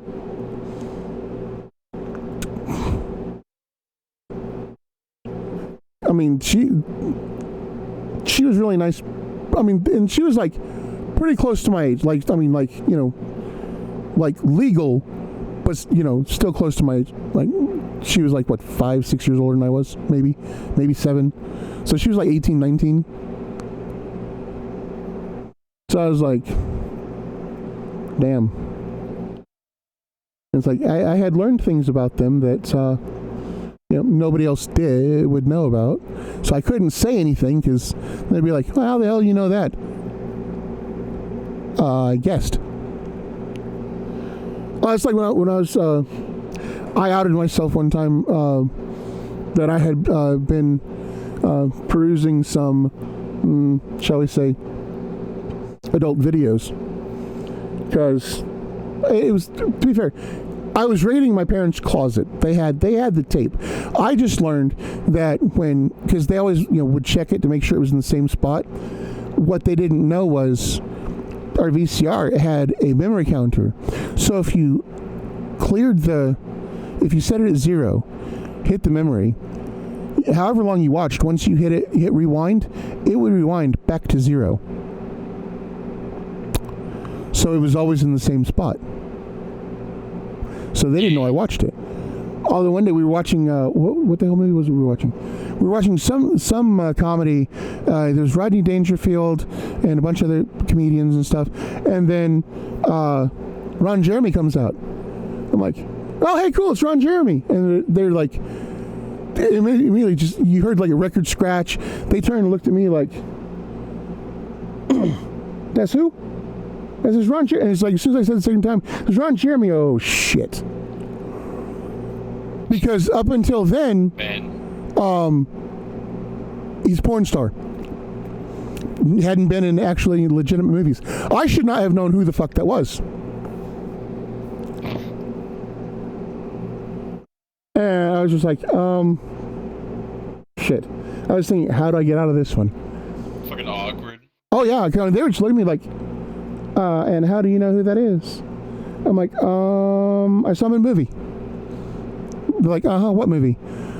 I don't remember the name of it. Honestly, I don't think I knew the name of it, but he was like, you know, he was on another movie with somebody else, or I saw an interview with him talking about this movie. They're like, sure. I don't think they believed it, but, you know, it's like, what are they going to do? It was like, yeah, they could just either leave the awkward alone, realizing that I have in fact I do in fact know where their stash is, or just pretend it didn't happen and move the stash somewhere else, which they did, but I found it again. They weren't very good at hiding it. To be fair, there weren't that many places they could hide it, so I was like, Oh, I'm glad my mom doesn't watch these streams.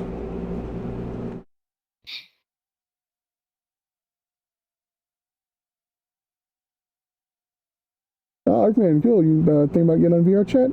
Cool. It's a fun time until you run into the crashers. So far, we found 2 of them? Yeah. We found 2 today? Or hell, it could have been the same one, just with a different skin. Or an alt account. But yeah, it was...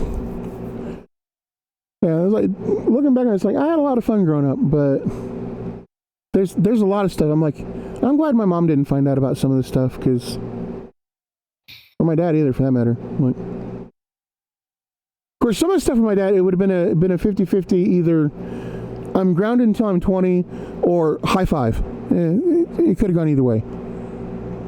Hell yeah. But I was just like, that was one of the things. I was like, when I was always kind of awkward and didn't really I didn't have a lot of friends, but I had like some good close friends. But it's like I always wanted, you know, like I always had more friends. More of my friends were girls than were guys, because, well, honestly, most of the guys around my age were total dicks. I didn't need that kind of bullshit. But it's like but what a lot of people didn't realize, that, you know, it's like when you have when you are friends with the girls, you learn a lot more if you just shut up and be nice. It's like, just be friends with the girls. Yeah. You'll learn shit. Whether they, you know, it's like they don't necessarily come out and say shit, but you still pick up on it. Especially if, like, again, it's like I've always read a lot of shit, and, like, you know, I have, or used to have, like, not quite photographic memory. It's like there's a lot of stuff that I knew, you know, like, it's like now it's like I can put something somewhere or walk through a room and I know where most stuff that is visible is at. I can just remember, it's like somebody needs something, be like, oh yeah, it's over there on that or whatever. So it's still, yeah, but it's not as good as it used to be. So, but it's like I read like a lot of, again, like, just one, I was curious, so I just read whatever, you know, it's like books, magazines, whatever, you know, all these, you know, the sort of smut magazines, you know, like Cosmo, all that shit. I read a lot of those because, well, they were there. I was bored. What else am I going to do? You know, doctor's appointments, you know, they have like Vogue, you know, Cosmo, whatever the hell. You know, it's like, what are you going to do? Sit there and, you know, twiddle your thumbs, or you're going to, you know, occupy your time otherwise? You know, or play with the baby toys. You know, I chose to read the magazines. So it's like, I learned a lot of shit. So it's like especially a lot of girly shit, because, you know, also I have, you know, my mom and two sisters. And shit I was going to find out one way or the other somehow. So it's like, might as well prepare myself for the shit. Because, you know, instead of having to have the awkward talks, it's like, no, I know, I read it in the magazine. So it was like, but it's like, I was always like, you know, they'd have, you know, problems or whatever, be talking, and be like one of them, they lost the back of their earring or something. I'm like, yeah, just take a pencil eraser and pop it on there till you get home and get some more. You're like, oh my god. It's like, I made several friends with just random, you know, bits of knowledge that I knew that helped them out. And looking back on it, I think a lot more of them liked me than I thought. Because at first I was like, we're friends or whatever. But looking back on it, it's like the signs were there if I wasn't a moron. Apparently, I've had people tell me that before. Yeah. Yeah, they're like, oh my god, you're so fucking stupid. They really liked you, and you're an idiot. I'm like, oh fuck. And then I feel like really bad, because I really liked them too. And it's like, if they want things to go farther, I would have been fine with it. I've been cool, me too. But me being the,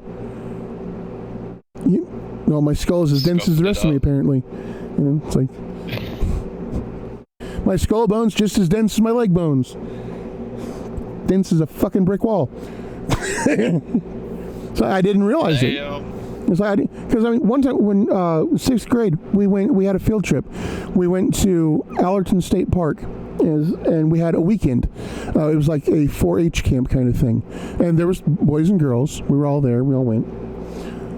Oh no, that was a different. The one I'm thinking of, we had like a couple of field trips where it was like, you had to be there before the fucking sun came up, and we didn't get home until almost midnight because they were so far away. But this particular one, it wasn't the at the park. It was, we went to the Museum of Natural History. I think it was in Chicago. And we went to several places. Was it Chicago or Springfield? I don't know. We went both places, so it was one or the other. I think it was Chicago. And so, like, on the way there, it was fine, whatever. On the way back, it was like, again, it's like just talking to people. Again, you're sitting on a bus for, 3-4 hours talking to people around you, and is whatever. So on the way back, and also you have the whole day talking to people, because we were signed like, field trip buddies or whatever. And so, I was stuck with a girl group because, well, it was like my field trip buddy was a girl, and then she wanted to hang with her friends, so they hung with us. That's how it ended up. So on the way home, it's dark, and so when it gets dark, they say the freaks come out at night.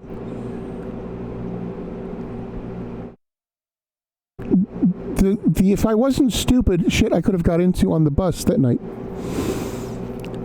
Man. Because, okay, one girl comes up, she was like, I was sitting beside her friends, there's like a group of them, I was like in the chair, and I was like, I was tired, I didn't want to move. I'm like, no, you can just, whatever, I'm still sitting here. And she's like, all right, fine, we're just sitting on your lap then. I'm like, all right, fine, whatever. Number one, she was just, all right, I'll sit on your lap. I'm like, okay. Didn't think about it. Two, Man. it was like an edge seat. It was kind of so I had to hang on to her so she didn't fall off. Number two, then they started playing Truth or Dare. I was involved in several of the things. Number three, I'm a fucking idiot. Number four, she's sitting on my lap. She squirmed around a lot.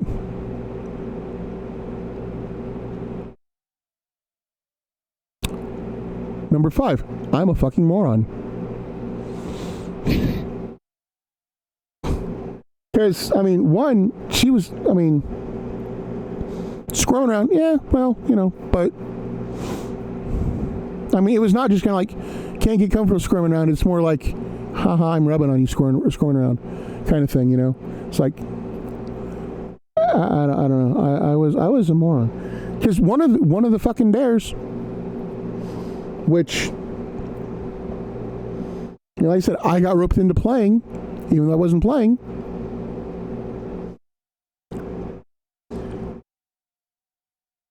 Three of them at one point, and it's like at different points. Apparently, it's like after the first one, somebody dared one of them to kiss me. I was like, okay, whatever. It's like, will it get you to leave me alone? It's a fucking moron. It's like looking back at it, like all the times over the years, how I was an oblivious dipshit.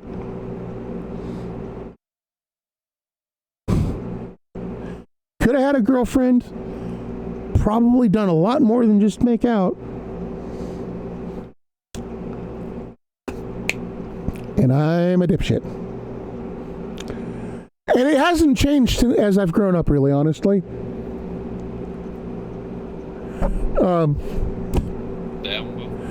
Yeah, because again, it's like a couple years went by, and it's like I said, there's a lot of grab-assery and stuff going on. It's fine.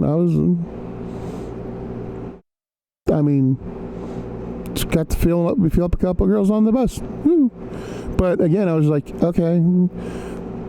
But what I didn't know, I found out a couple years later, when I switched schools, and we were having like a school dance, and the girl I hadn't seen since I went to that other school clued me in. She was like, oh my God, and she was like, how are you doing? Like one, she really liked me, and several of her friends did too. And on the bus, I was an idiot. They were trying to make things happen, and I was a fucking moron, oblivious, not a fucking clue.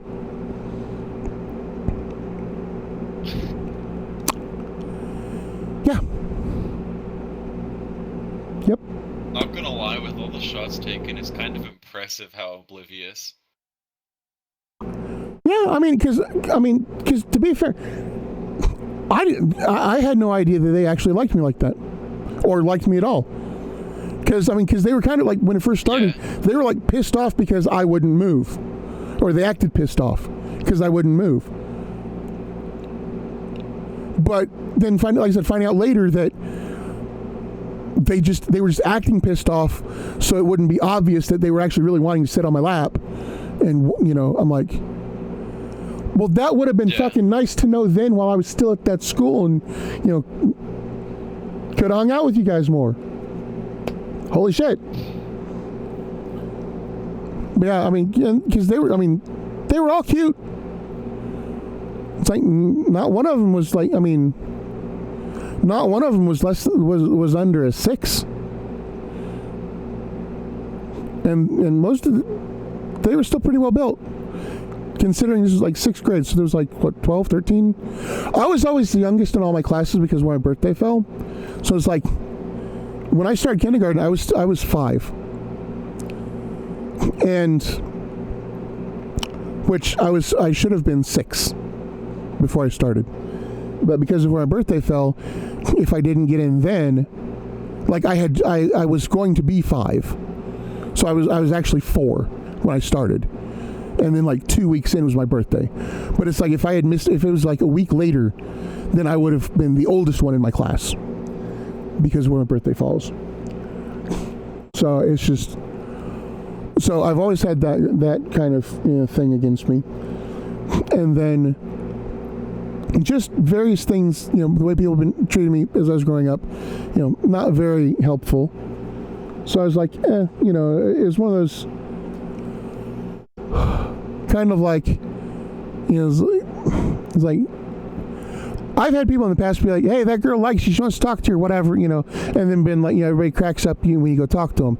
Like, oh, hell no, go, no, I don't like you, whatever. And it's like, oh, okay, whatever. So it's like, damn. Yeah, that's kind of shit going on. You're like, well, yeah, okay, right, sure, whatever. Just like, and done over it. Yeah. But, but then little did I know, looking back on it, it's like, there were signs there if I wasn't a moron. Or if I hadn't have been so, I guess, cynical, jaded, I don't know what you call it, because of all the previous fuckery.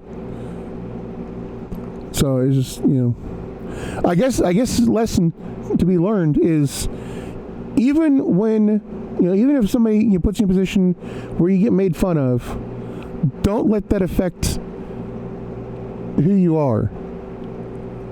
It's like, go ahead, take the chance. If people say, take the chance. Because, you're not dumb for being like, hey, they said that you wanted to talk to her or whatever. She's like, oh, no. Like, okay, cool, no worries. I was just making sure. Because apparently, and again, this is why I feel like such shit, because there were a couple of girls that really did want to talk to me and wanted to hang out and stuff, that I just completely ignored because I thought they were fucking with me. But they were just really shy. And it was because, like, the friends always came and was like, hey, they want to talk to you.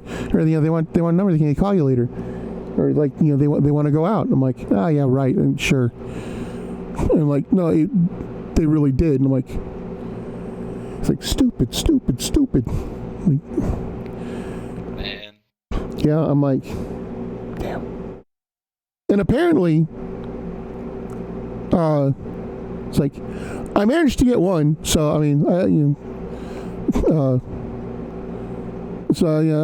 got one and got married and everything, so it's like, that was cool, but but then she decided, well, things happen, she suffered from, like, depression, anxiety, all kinds of shit for a long time. So, also, the dissociative disorder. Because, like, for years she was telling me, like, she didn't like to look in the mirror because she would look and then she wouldn't, like, recognize herself or whatever. Or she'd recognize herself, but it wasn't her. Kind of, you know what I mean? And it's like, or if she looked at somebody too long, it's like she knew them, but she didn't know them. And so it's like, and so when that happens, it was getting harder and harder to fight back from that. So I was like, oh, okay. So, but eventually, I guess it won And so it's like, she decided that, she was talking to somebody else, so she decided to leave. I'm like, yeah, well, okay. I'm like, it sucked, but it's one of those. Another, it's like if you really love somebody, and they're like, whatever, they're done with it, whatever reason, it's like you don't have to be an asshole to them.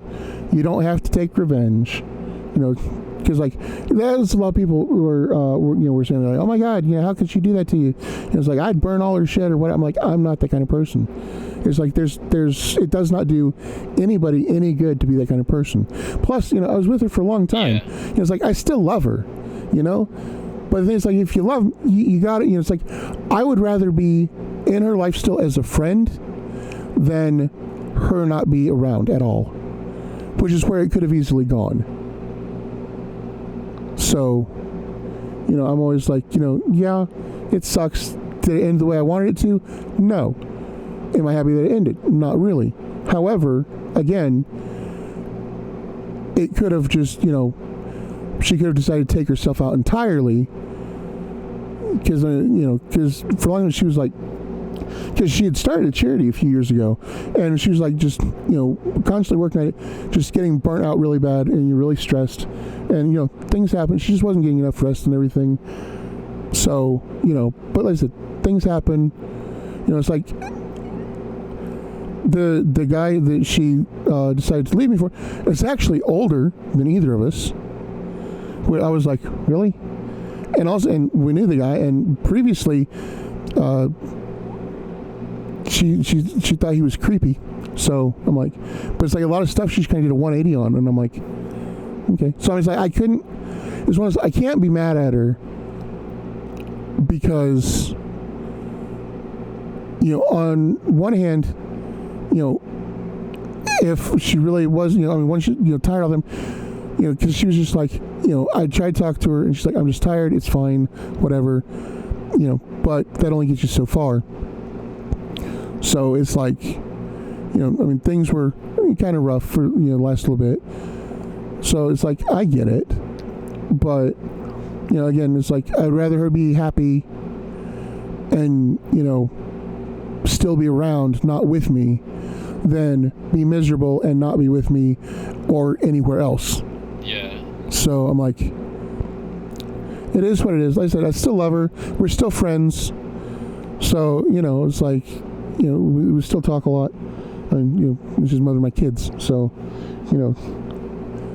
but there's a lot of people that they're like,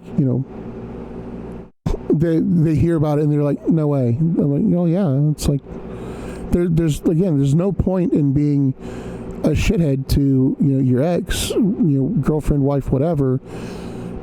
Especially if you've been along, have kids and were together for a long time. There's no reason for it. Then because if you are, then that's just like, well, then did you really love him to start with?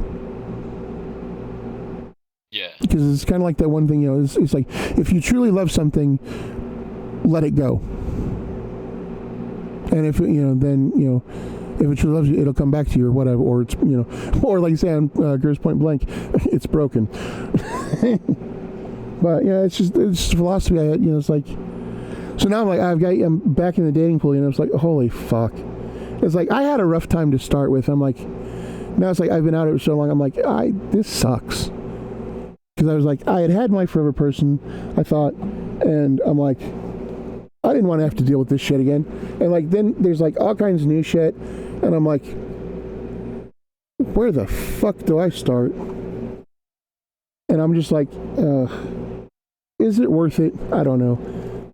It's like I still don't know. But yeah, that's one of the things. When me and my wife first moved to Vegas, I got a job at the McDonald's in the MGM Grand Hotel, which they had the theme park at the time. So it was like every night. I worked night shift, so we would always like do like extra like fries and stuff or whatever for when the park closed. That's doesn't really have anything to do with the story. But anyway, so I worked there. She worked at Motel 6 as a desk clerk, and So, we did that for a while, and then we moved back to where I'm at now. And then a few years later, we decided to move back to Vegas again. And then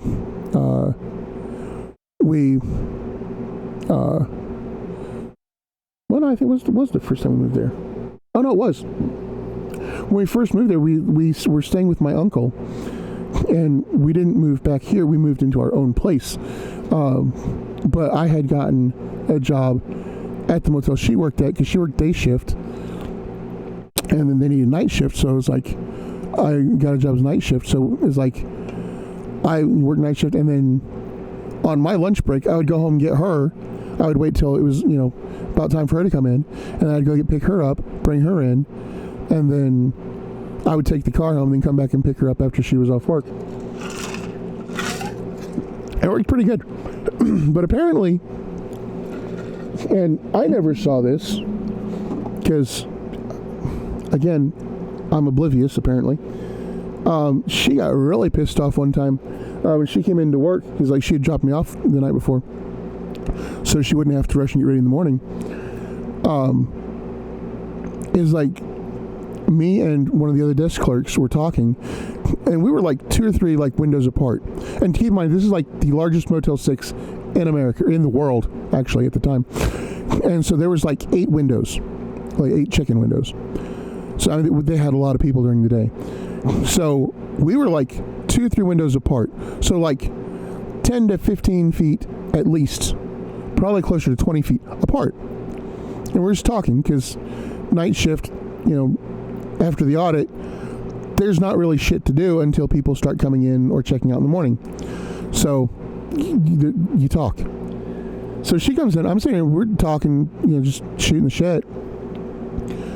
And she thinks she's flirting with me. I'm like, no, I don't think so. And she's like, yeah. Of course, there's 2 or 3 different times where she said the people were flirting with me. I'm like, no, they weren't. They might have been. Fuck, I don't know. I'm just like, Captain Oblivious here.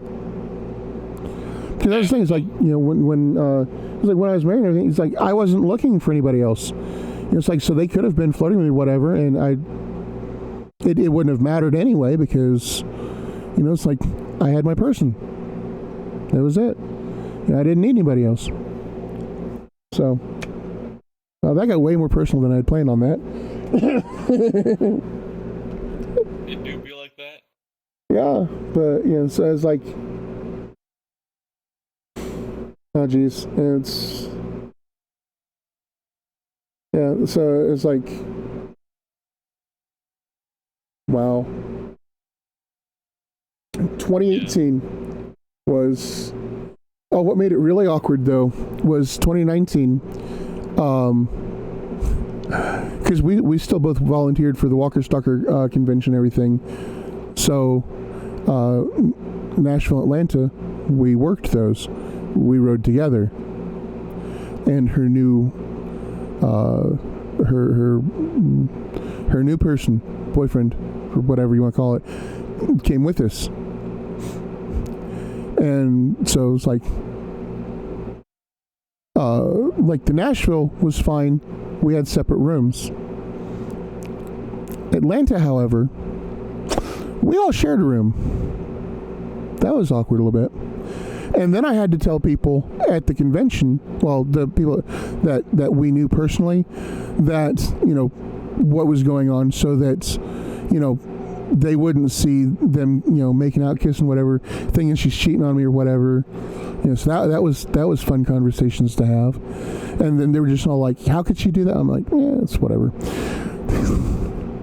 But that was awkward. And that, yeah. It's yeah, but at least we had, our middle child went too, because they also volunteered. So it was, not just me and them. That would have been, I think, far more awkward. But I mean, it is what it is. That's the same way I looked at it then. It's because we stayed at the Omni Hotel, which is where the hotel is right next to the convention center. So we stayed there because the first year we did it, we stayed at a couple motels. Well, in Atlanta, the first year we did Atlanta, we stayed at a motel. It was like a half mile or so away, and we had to walk. That sucked. So we're like, no, fuck it. Because after you have to walk a half mile there, then you're walking all day long. I had like a Microsoft Band, which is kind of like a Fitbit, and it counted my steps. And by 1 o'clock in the afternoon, I had done over 50,000 steps, and it gave up. It was like, I'm not counting any more steps. Yeah. So it was like, so from 1 in the afternoon till the next day, it didn't count any steps at all. So it was like, and I was still going just as much, if not more, because we also did like the after parties and the after events and stuff like that. So it's like, all that walking, and by the time all that's over with, like 2 o'clock in the morning or whatever, you don't want to walk a half mile back to your hotel, to get up at 5 or 6 o'clock, about 5:30 in the morning, to have to walk all the way back again. So it's like you get like 2-3 hours of sleep, maybe max. So we're like, okay, fine. After this, we're staying at the Omni because it wasn't that horribly expensive once we budgeted for it, and we got like a kind of discount because they reserved rooms for us under the Walker Stalker, so we just had to pay for it. Actually, the first 2 or 3, they actually paid for the room too, so it didn't cost us anything. It was the last Atlanta that we paid for our own room because we weren't sure that we were going to get to go or whatever. And also there was a bunch of people that they're like, we can't pay for your room this time because there's a whole bunch of people. I'm like, all right, no worries. So, but yeah, that was things happen. Yeah. But so now I'm here. I was like, what really aggravates me is all these people are just like, oh, you should go on, this site, this app, whatever. It's real easy. You'll get plenty of people in no time. I'm like, bitch, please, where are these people? And they're like, oh, you're saying your standard's too high. I'm like, not really. It's like my only standard currently is that, it's like, they're not guys. It's like anything else we can, see if we can work with it. But no. I'm just like, I've been on like, what? It's ridiculous. And it's like the amount of, because like in what?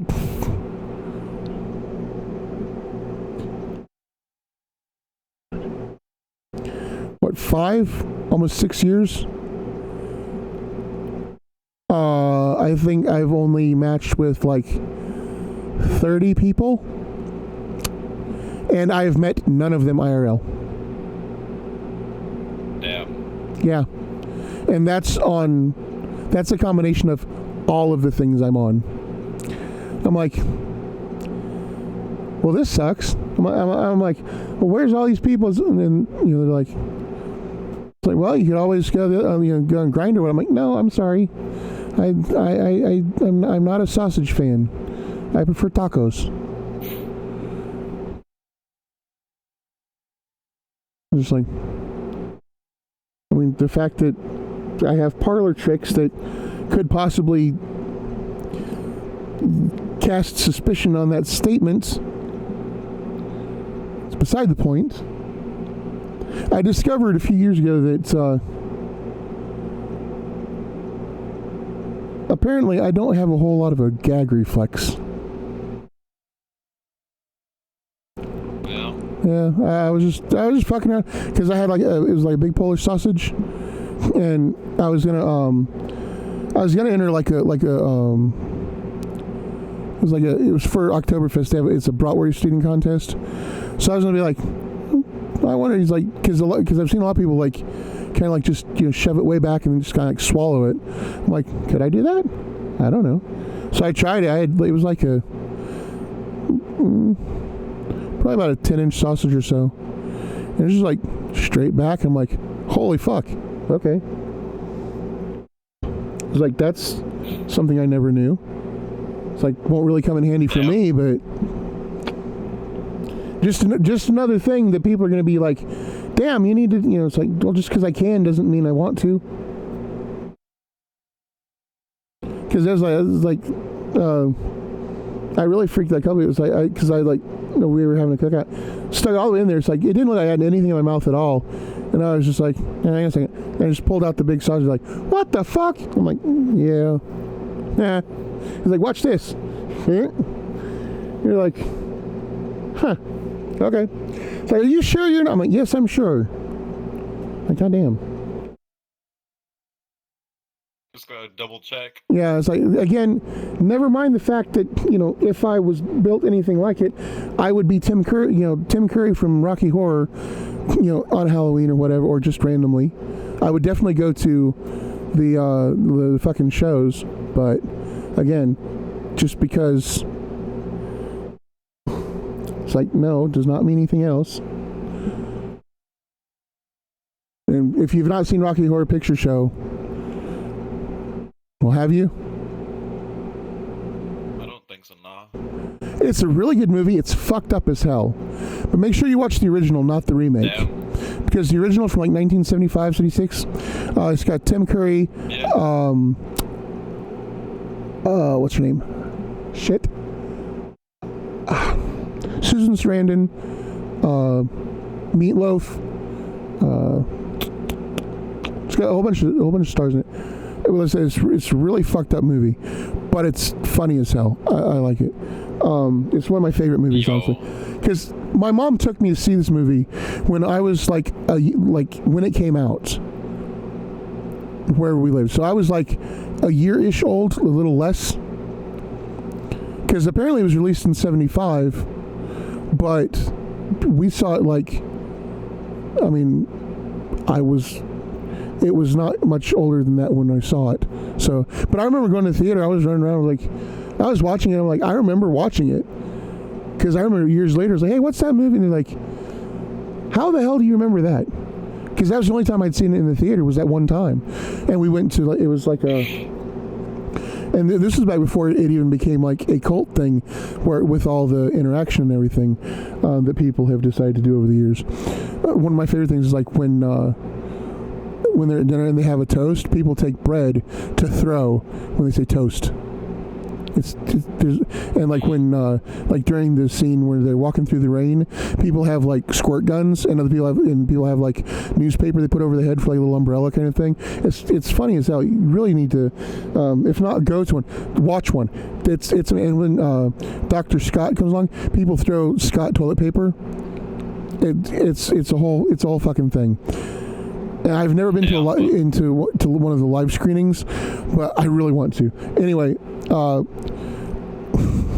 Tim Curry plays, his character is Dr. Frankenfurter, who is an alien, just looks regular human, but they're from the planet Transsexual Transylvania. No joke. This movie would not fly these days. So Tim Curry's like the leader of this alien group. Riff Raff and Magenta, who is the butler and the maid. Riff Raff's the butler, Magenta's the maid. Are brother and sister, which there's very questionable things that go on. Not super bad, but a little questionable. Nothing really obvious, but you can tell. Then Tim Curry, like I say, he's Dr. Frankenfurter, spends most of the movie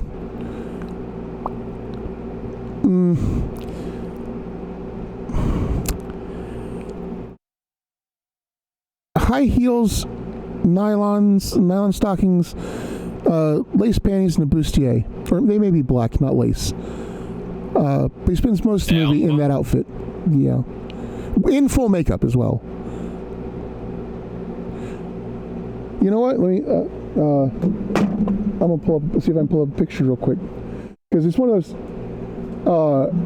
if you haven't seen it, it's like, it's a good movie to watch, but Yeah. it definitely is one of those that if you aren't aware of what it is when you're watching it, and you watch it years later, you'll be like, oh my fuck, what?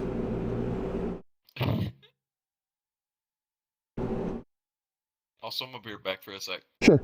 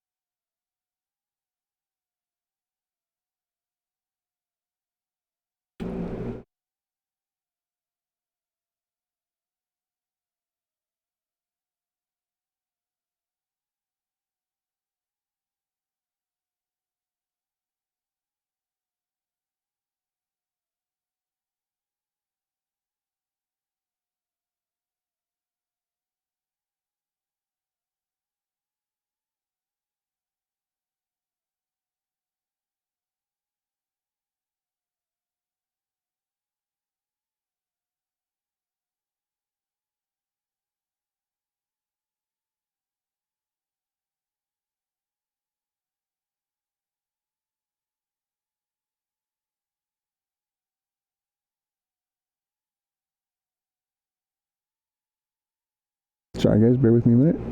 Oh, excuse me.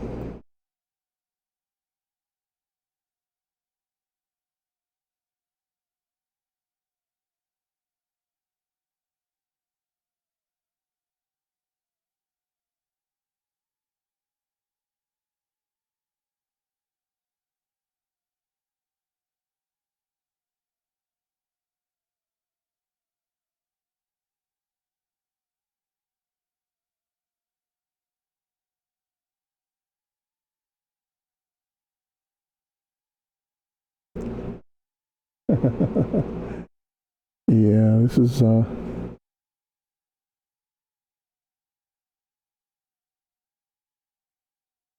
man, I wish there was a way to show in here.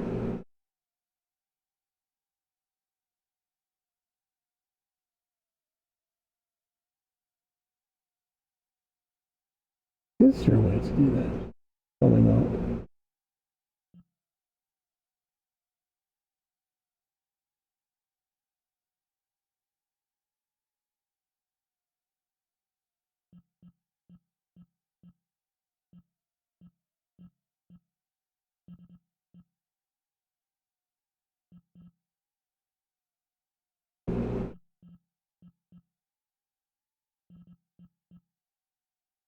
I mean, I guess there's a reason that it's not.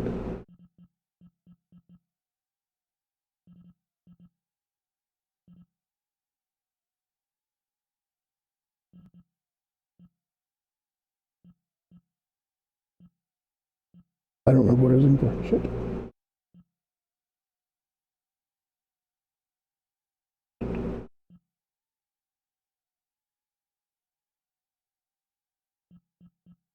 Some of these things you can put like a web page up on the TV or something.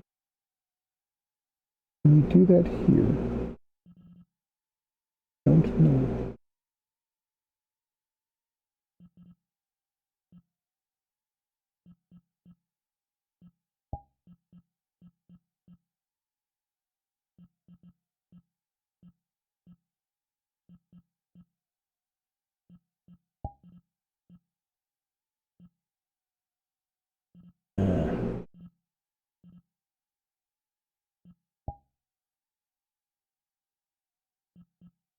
Where shows that?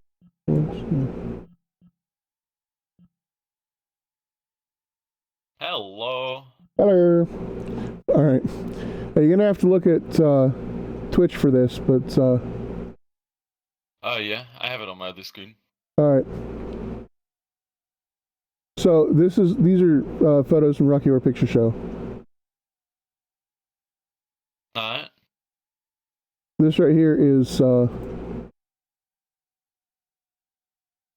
that's Frankenfurter. Damn, boy. Full makeup, all that, and they're having convention. Unconventional conventionists. But yeah, there's like, and that's Rocky. That one right there, that's Rocky. That's Janet. Damn. That one there's Brad and Janet. Rocky, Frankenfurter. And the whole thing is Frankenfurter made Rocky.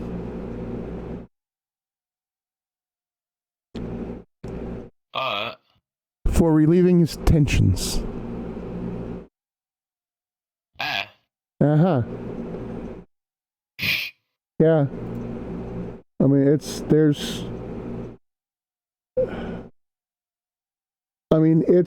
a whole fucking thing. I mean, it's funny as hell in a lot of places. It's weird as hell all the way through it, pretty much. But it's a good movie. And it's like they did it on like a non-budget, pretty much. So I mean, and a lot of people were like, they didn't really like it when it first came out, but it has since become a very large hit, a cult classic, as they say. So, wait, what the hell? But for a long time, Tim Curry refused to acknowledge that he was in this movie and that character. Damn, boy. Because, I mean, to be honest, he doesn't look bad. Yeah? I mean, you know, it's just like, I know a few girls that couldn't pull that off. So, I mean, oh, here's where they did the remake. They made Frankenfurter a chick. Oh, damn. Yeah, this is one they did in, was it, well, fuck, I forgot what year it was when they did it.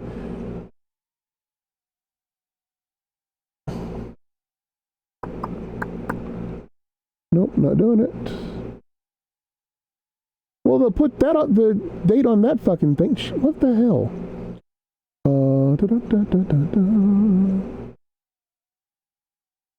Yeah, it's actually, no one ever liked Rocky Horror. Yeah, well, Call Me Kooky was one of my favorite movies. In fact, I'm pretty sure I didn't get a couple of jobs because I listed that as one of my favorite movies. Damn.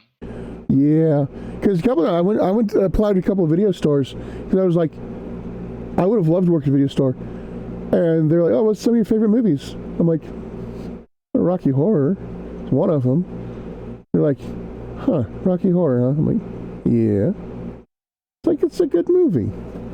It's like, it's one of those, if you know, you know. If you don't, you don't. And eventually when you find out, you'll be like, oh my fucking God. Because at one point, Tim Curry seduces both Janet and Brad. First Janet, then Brad. Damn. Yeah, and it's like he goes in, because like he goes into each of their rooms pretending to be the other one, and when they find out it's him, they're like, "Oh, I shouldn't." You know, it's like, but then it's like, they do. The amount of convincing they take to go ahead is not a lot. So, it is a really good movie. I highly recommend you guys watch it. What in the hell? Oh, it's festival. Okay, I was like, what the fuck? Yeah, Meatloaf's in it. Little Nell, she's the one that plays.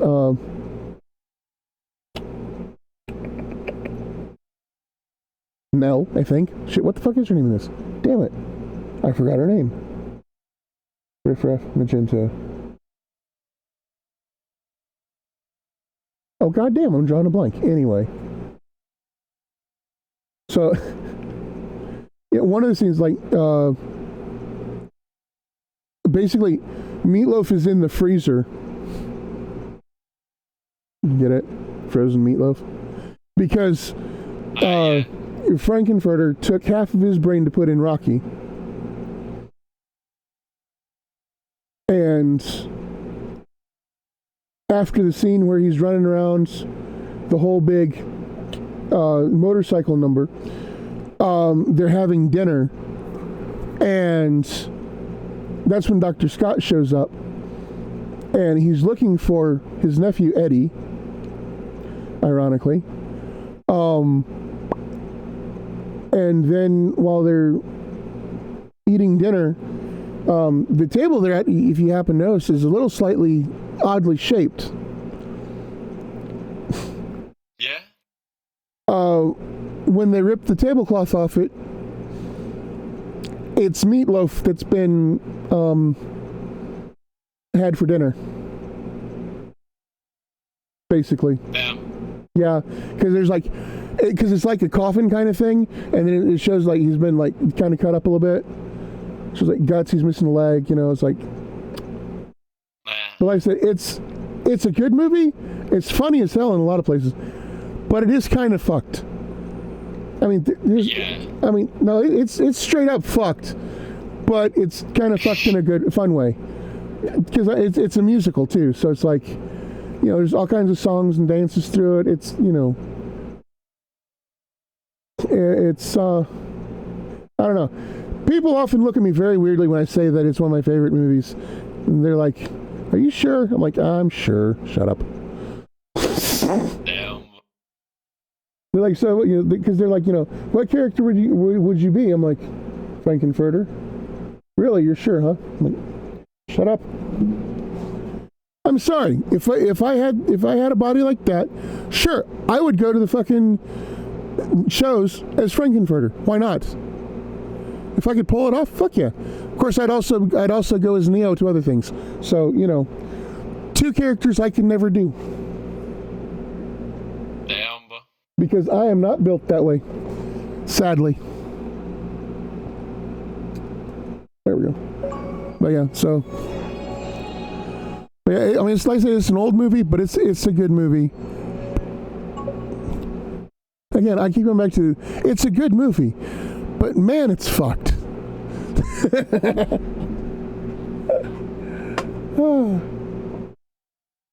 But there's a lot of people, especially think about this kind of stuff going on in 1975, 6, whatever. There was a lot of people like, oh my God, I never, you know, it's like, these days it's like, you see half that stuff, you know, you walk outside and you see shit like that. You're like, okay. Now it's like, no big deal. It's like RuPaul's Drag Race, you know, okay. And? But yeah, I mean, yeah, it's one of, like I said, and as far as, you know,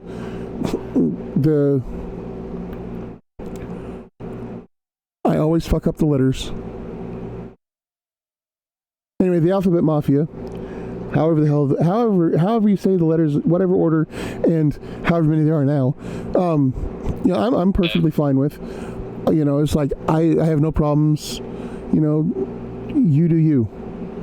Because, like, I mean, I've had people in my family, you know, it's like, you know, my uncle's gay. You know, there's trans people in my family. There, you know, like, half the family is, you know, either gay or bi, you know, whatever, or, you know, or trans for that matter. It's just all over. It's like, it's never bothered me. It's like, you know, it's like, at the end of the day, as long as you're happy with what's in the other person's pants, it's, you know, good for you. That's all that matters. And it's like, also, it doesn't affect me unless you want it to, and then it's like, that's the only time it matters. You know, it's like, yeah. it's like, whatever you got's whatever you got, and it's like it doesn't make any difference to me unless we're gonna play like Lady Gaga in Poker Face. Show me what you got, and it's like, well, maybe not.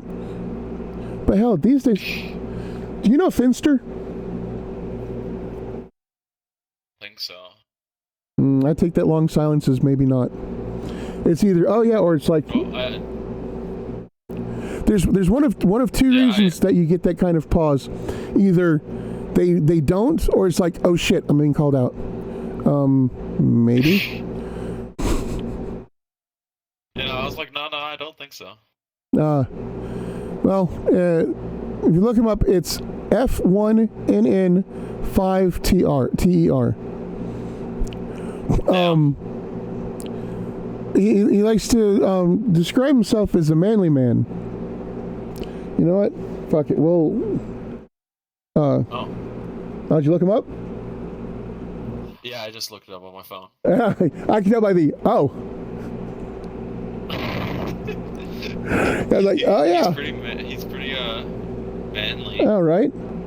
He's hilarious as fuck too. You should follow him on YouTube and all that. Because he's pretty cool. Again, it's another. Are you sure? Yes, I'm sure. Fuck off. And the thing is, like, what's worse is it's my damn kids that are most of the time. It's like, Father, are you sure? Yeah. I'm like, motherfuckers, I've got you three, don't I? And like, yeah. It's like, but you haven't been with anybody since Mom. I'm like, fucking hell. That's because I haven't found anybody. It's like, well, your standards are too high. I'm like, they're like, well, try Grindr. I'm like, that's the wrong entire side. Damn, bro. I'm like, I'd really prefer not. I mean, it's one of those things like, but the times we live in is like, I'm having, because like, okay, by now, you realize that I'm kind of old school. You get an idea about how old I am. Normally, I don't advertise my age or anything because, well, I get a lot of people, be like, damn, you're doing this. It's like, you're old dude. It's like, whatever, fuck off. But I don't want it. It's like, I don't feel it. I don't act it. And people are always like, you don't act like you're that old. I'm like, go eat a dick. I'm not. It's like, shut up, leave me alone. You do you, I'll do me. Which I'm doing a lot of lately, but anyway. But no, being is the times that they are. It's like there have been like a number of profiles that's on certain on sites where they don't mention right away, and it's like you're kind of like, okay, cool. Then I'm like, wait a minute. Then you read the bio and it's like, huh. It's like, how would I? Because honestly, I'm like, I don't care, if somebody's trans, but it'd be like, it's one of those, if we got to talking out somewhere and,